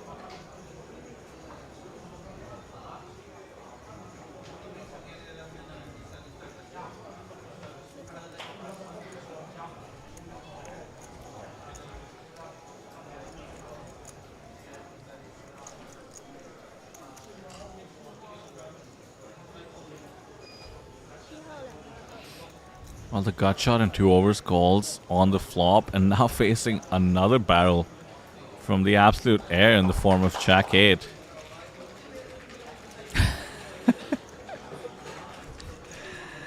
That's some aggressive massaging there. I actually saw him using a plastic, like a shoehorn looking thing, and he was like combing his back as well, and it was like all red and everything. Yeah. It's pretty like, hardcore. Yeah, look, it's doing some chiropractor thing. Well, the masseurs are wearing what looks like a lab coat. Yeah, that's true. Which is pretty cool. I'm sold. I believe them. The expertise is convincing. Dress the part, right?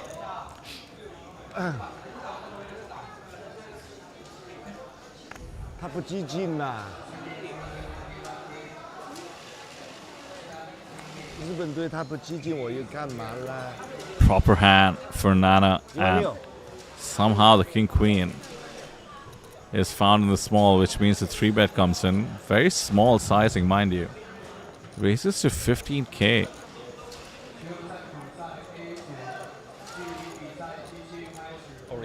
Near even stacks for these two, but the Ace King just ships it. Thanks to the dead money, and he's called it. We might have a huge chip leader in the form of Nana Japan, but as I predicted, Players not afraid to get stacks in the middle. They're essentially playing a winner-take-all. 6-5 suited, considering it.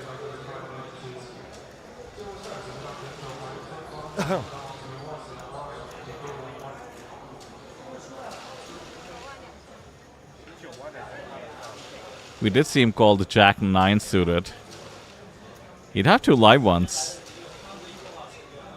I wonder if he could see the cards, whether he would call.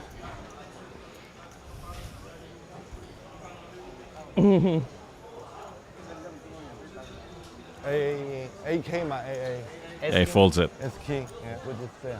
Yeah, not a hand that King Queen wants to see. 压制了，没事，我要想还有。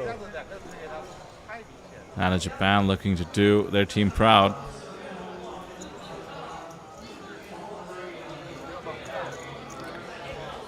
This is for 2/3 of the chips in play.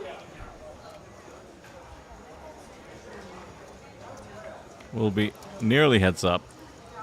1K left behind. 3 spades. 被压制了，还有2张。 Takes away one of the queen outs.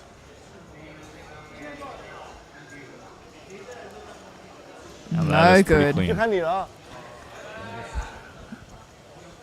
Nana Japan now with the huge chip lead, 看我。 going to heads up play. I think we might have 1 chip left.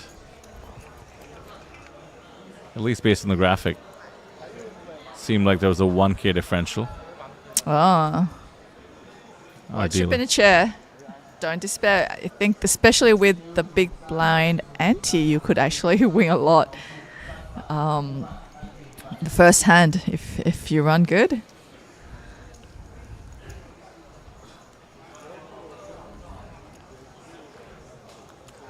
Yeah, that's right. We're on the button with 1K. So the ante will be 5K.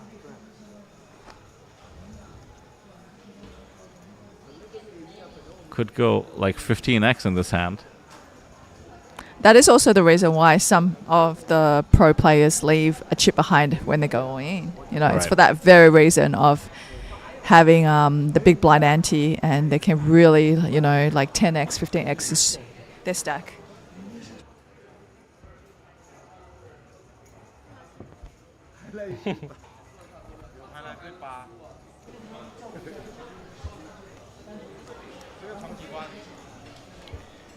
There we go. Flip for the 1K. 45 in the middle. King 10-3. Some added outs. And there is the jack, though. Now the club's needed. And it is a club. Don't tap the table. Don't walk away, sir. We've hit the club.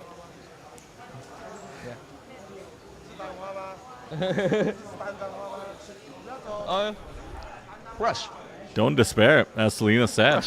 Come on. We're getting back in at 4,500. 5. 5, 5.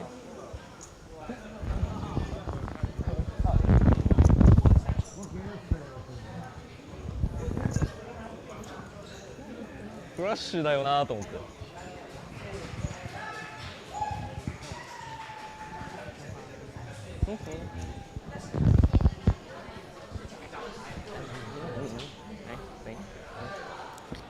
Not quite heads up just yet.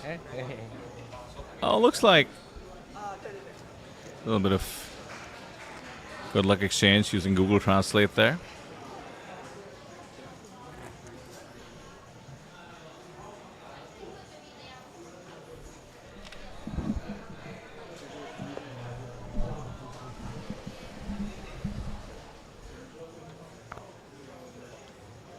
Another all-in effectively auto-committed and pretty much have to call with 7-10. 8-9 gets away. There's a chance that he's ahead. 7-10, can't have too much equity against Queen 7. My goodness, we might be up to 9K very shortly.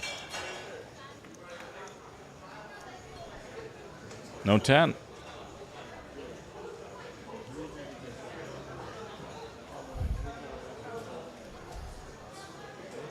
And that's going to be that. 9x in 2 hands.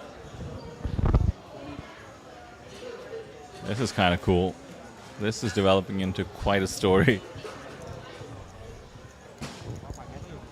I do find in these crazy comebacks, I mean literally down to the absolute minimum, one chip, you end up losing when you do get it in ahead eventually. The statistics do take over.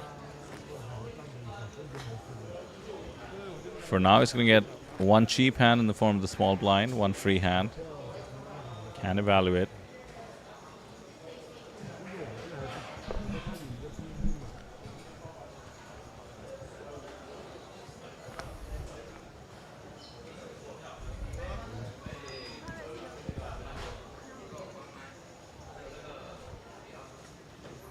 We've woken up with Jack 8 off in the small. It's two live ones. Nana's going to be committed with the King 6 of clubs.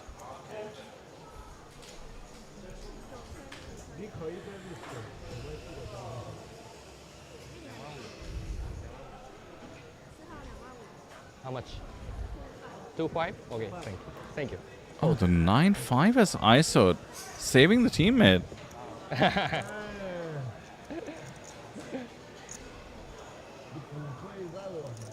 Slightly interesting in terms of trying to deliver the comeback. 27 in the middle now, I guess taking into account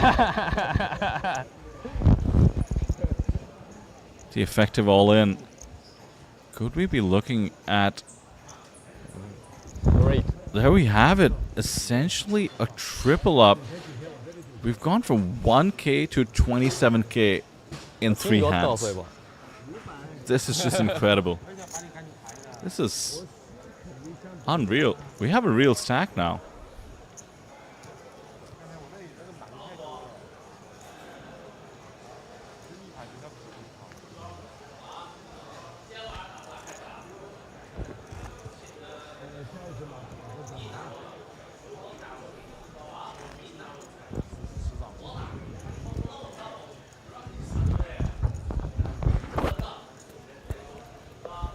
Yeah, let's put the mic back on. We're back. All in again. And considering it's 27K, I suspect he has a real hand. Turns out to be ace 3 off. Now we're getting folds. 4 hands up to 35K. How far can we take it?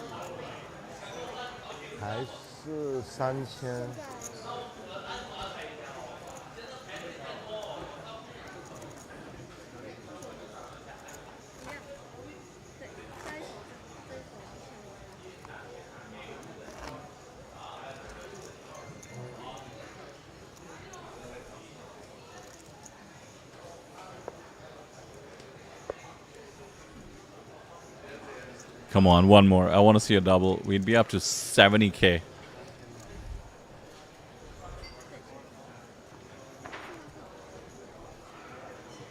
Queens for Nana.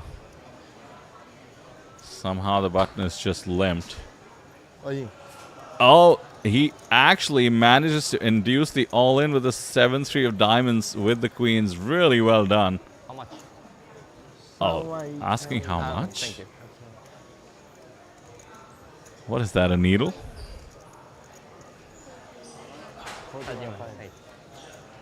Oh, I see. The Queen 7 of clubs has called.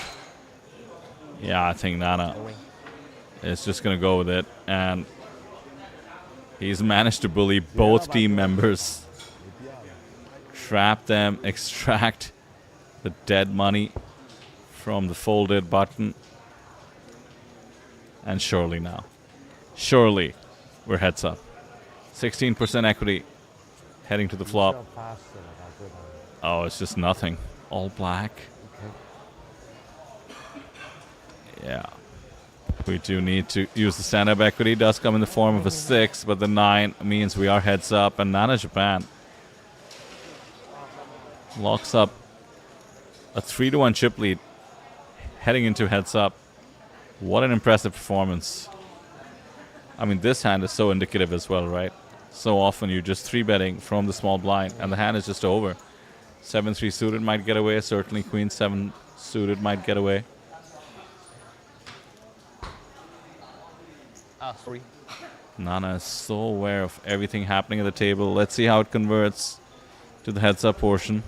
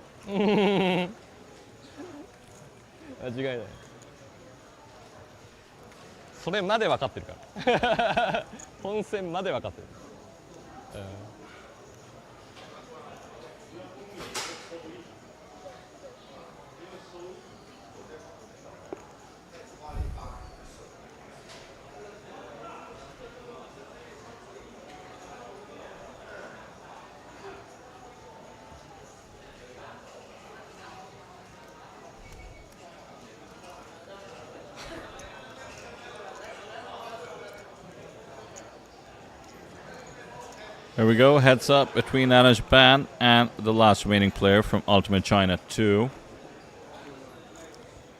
Should be on the verge of a break, actually. Probably a few minutes to go. 3-1 chip lead for Nana Japan. Quite a monster hand to open proceedings on the button. King Jack suited. Okay. And no 3-bet, just says okay and calls with the ace-8 of clubs. Quite surprising, would have expected a 3-bet with a hand as strong as ace-8 suited. Which could really have ended proceedings because the flop comes 8 high. Don't think King Jack suited was going anywhere in that spot. Check, check now, and Nana knows ace-8 has got to be the best of it.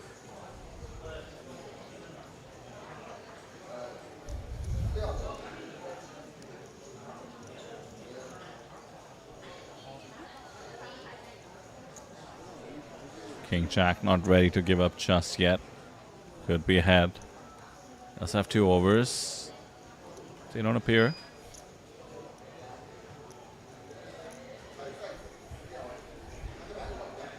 We've seen such tricky play from Nana, thinking back to not only the Queen's trap right now, but how he approached Ace-King, check on the flop, delayed C-bet, and checking the river, trying to induce a bluff.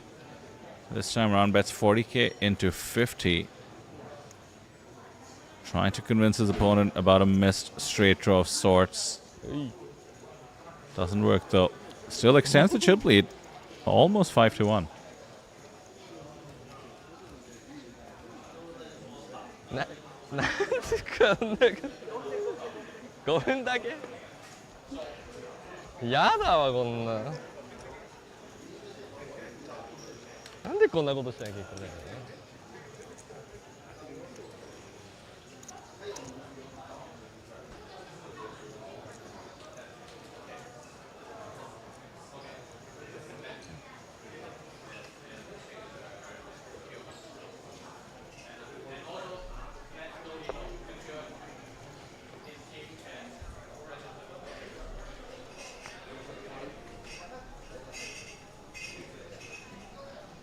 Jack 7. We've started limping on the button. Short enough. Wants to try and see flops, and Jack 4 raises and takes it.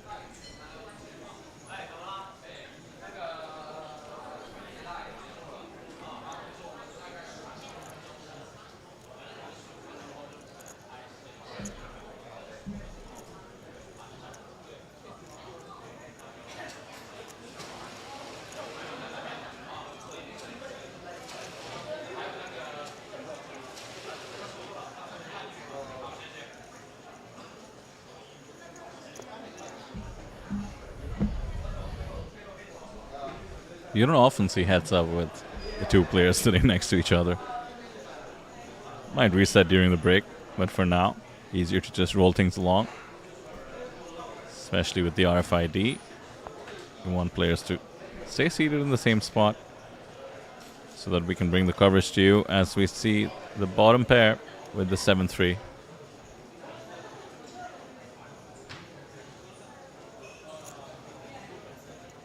$30 bigs in his stack, in position.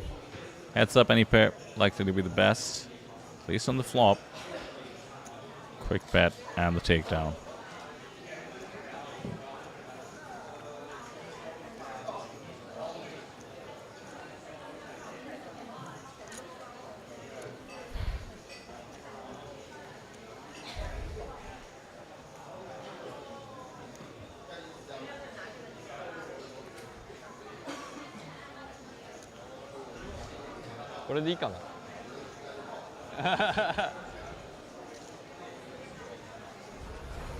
Oh, there's a rail. Team members, no doubt, did lock up 12,000 USD in Nana Japan by outlasting Team Pikachu. 18K was always going the way of Ultimate China 2. 8K for Team Pikachu.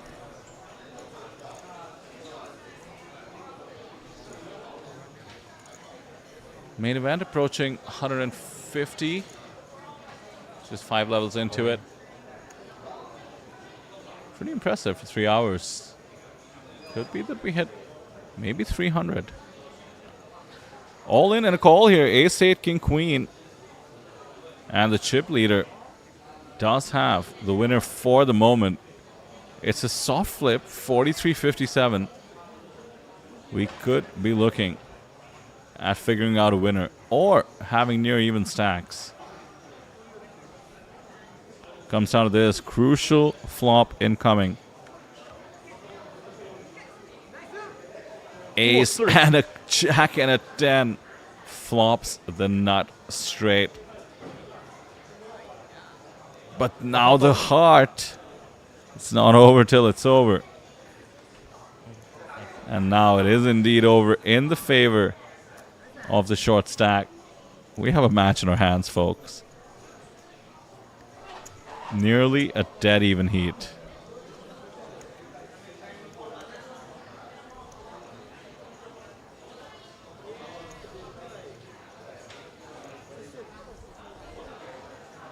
Both seem absolutely unfazed by what just occurred. Especially the dramatic flop ace in the window, jack and 10 behind.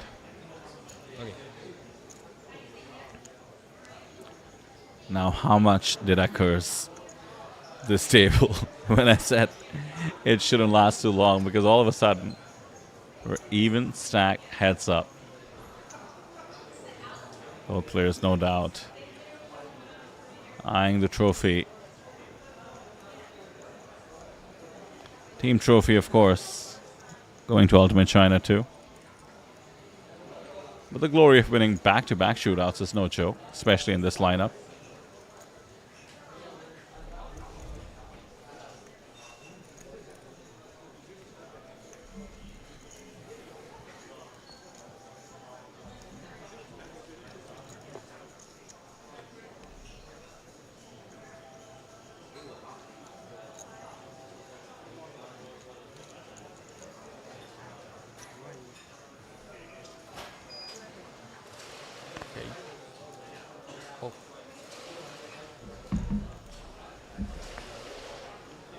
Off we go to the flop. Domination Nation. No 3 though. Advantage, I would argue, in the favor of the King 3.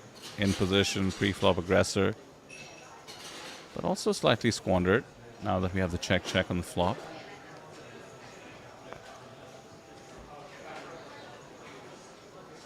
Ace gets to show it down.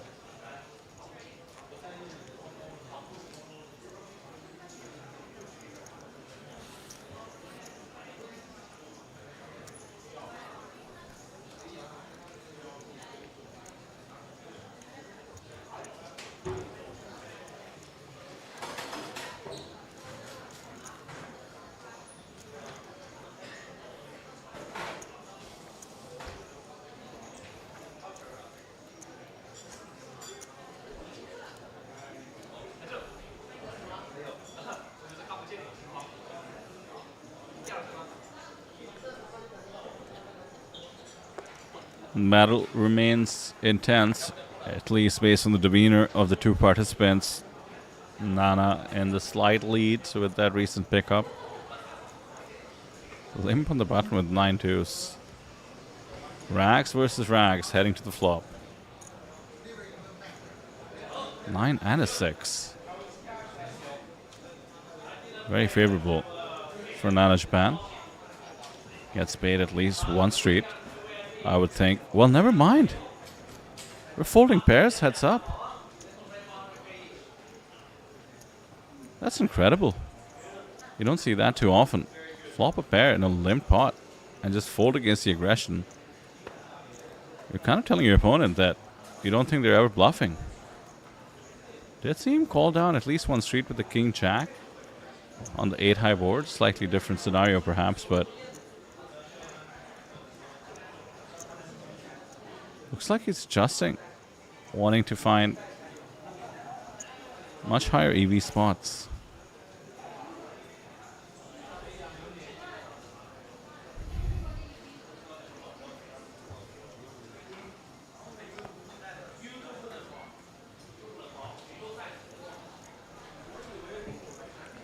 Pocket pair heads up. We're very deep though. 70 bigs effective.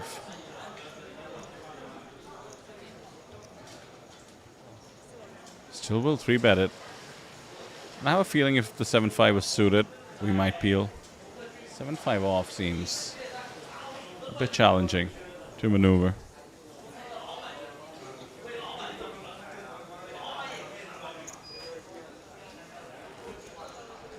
Yeah, on to the next one.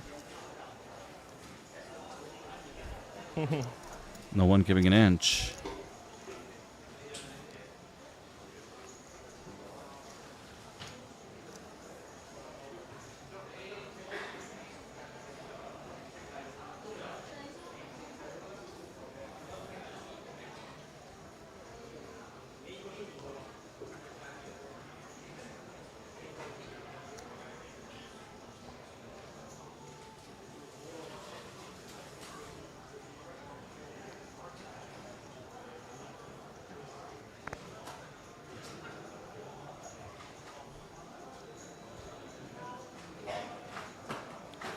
So we've been doing a lot of button limping. This time, Jack 7 will open and pocket queens in the big. Likely 3-bet and take it situation.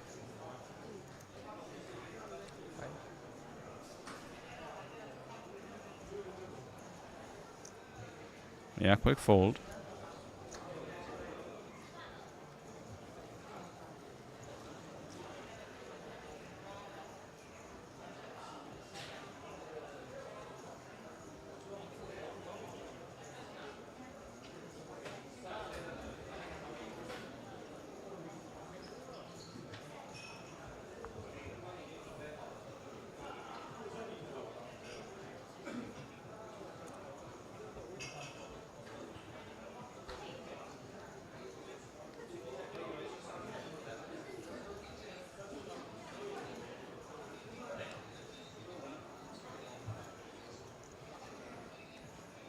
Jack 10 super playable, but we're limping the button for some reason.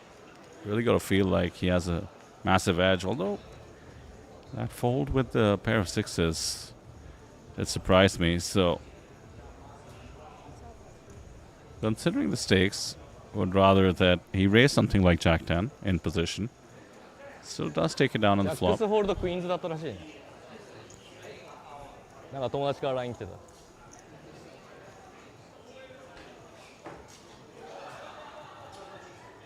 Checking in with the Japanese rail. いやでも7着来る前に終わったと思ったんだけどな。フェイスエースでね。8K locked. あ、そう。パッツ持ってる。Pikachu 12K for Nana Japan, and winning this event would be the icing on the cake. これもらった瞬間なんか。調子乗ってるわっつってこいつが。いや大丈夫可愛いから。ほら7に来た。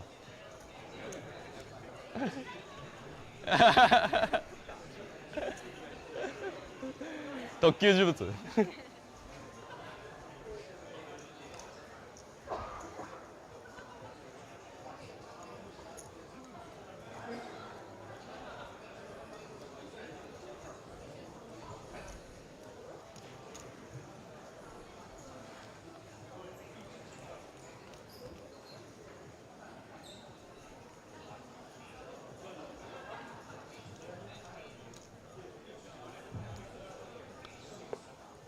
On to the next one. These two still seem super focused. Monster on the button. No limping this time, I imagine. Ace-8 suited. It's mighty strong. Once again, no 3-bet. Does signal a slight lack of heads-up experience. Ace-8 suited is meant to be strong enough to 3-bet more often than not.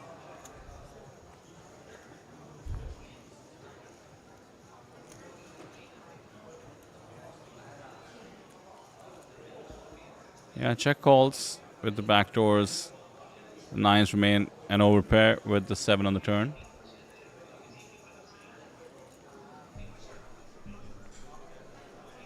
Pretty standard to just keep building the pot. Charge all the draws, get paid by the 4s.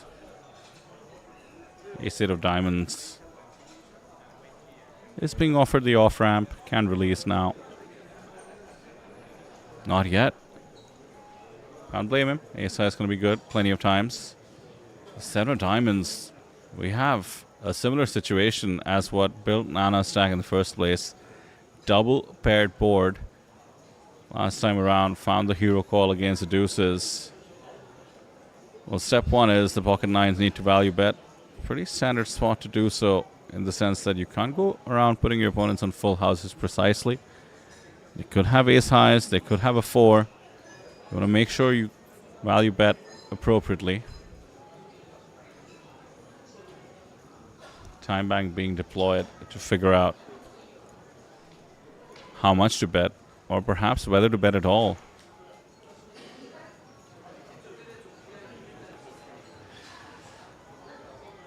Timid option taken, I must say, just to check back. Especially considering that the ace-high call got shown down when they were bluffing with the deuces. Keeping that in mind, you know your opponent is calling ace-highs on double-paired boards. That's the moment to make the most of that information. Instead, the stacks remain near even.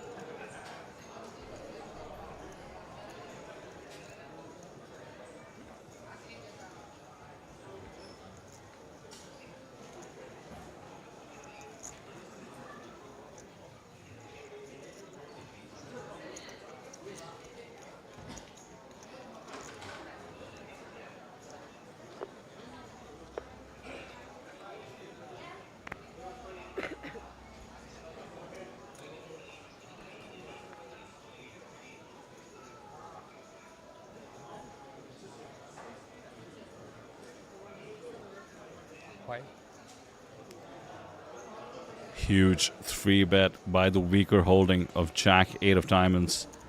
Nana in these spots has just been 4-bet ripping it, and he does so once again.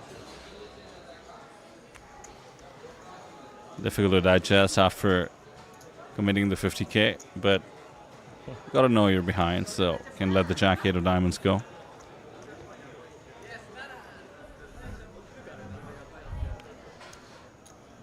Don't know that we need to posture and ask for the count, unless we're seriously considering calling, but the odds are never going to be good enough. 50k was essentially a 3-bet bluff, and you're going to have some 3-bet bluffs. That's okay.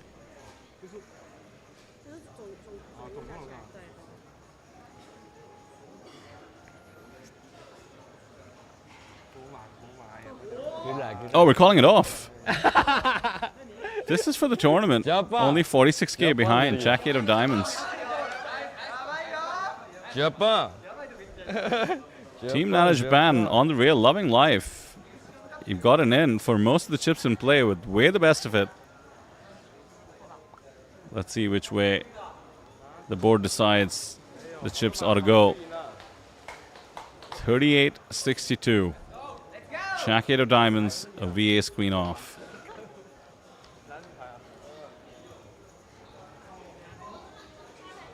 No Jack, no 8, 1 diamond. There is another diamond that gives the gut shot as well.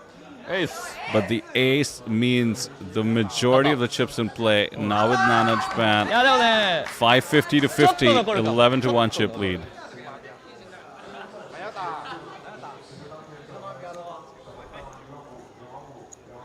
Team Ultimate China 2 came in with 3 contenders. Early double up for one of them after Team Captain America offered their stack up. And now, somehow, it's Nana Japan over 10-1. Heads up for the win.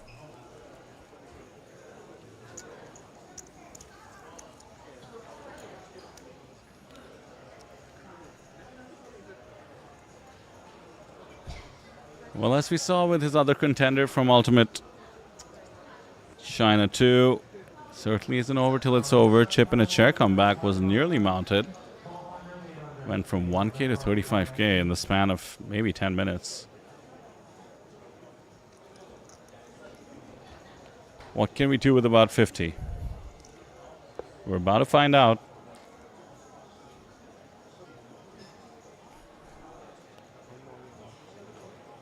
Oh, we're going all in with the 8 deuce. Bit of a momentum play. It's worked out. Didn't want to lose the opportunity to pick up the antes.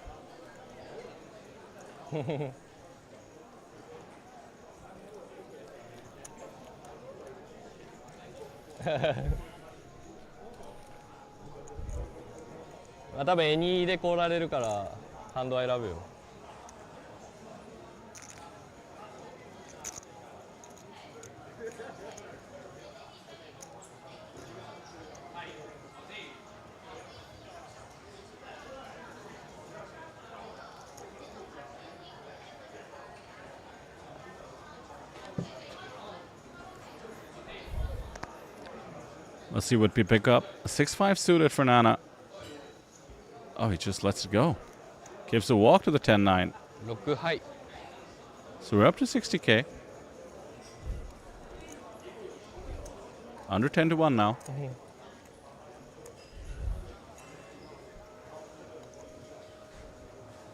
Heads up is hard to predict. Just a couple of double ups will even things out. And I think Nana recognizes he's just so close. Not looking to take marginal spots, let his opponent back into the mix. As we saw with the 6-5 suited walk over there.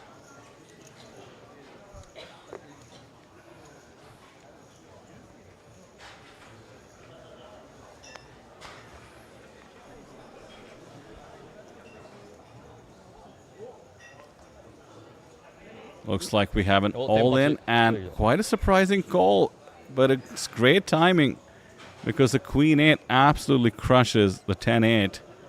71% to close this out. Team Nana Japan and the teammates next to the table. Here we go, 10 needed. Instead it's Ace-Jack 4. Pretty much no sweat apart from now some chop outs. And that's going to be it. There's a celebration from Nana herself and the Japanese teammates.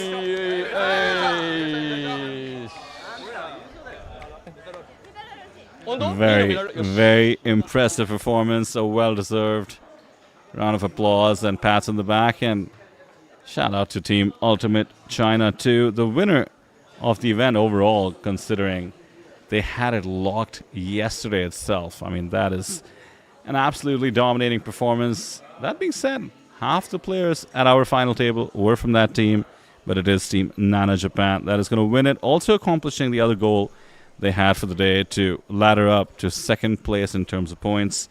They lock up 12K USD, 8K for Team Pikachu, and of course 18K for the winners. Congratulations and well played to all, especially Team Nana Japan. And with that, we're going to end this stream in the form of the team's event, and we move on to other events over the course of the series, including the opening day 2. Stay tuned for the next event. We'll be back.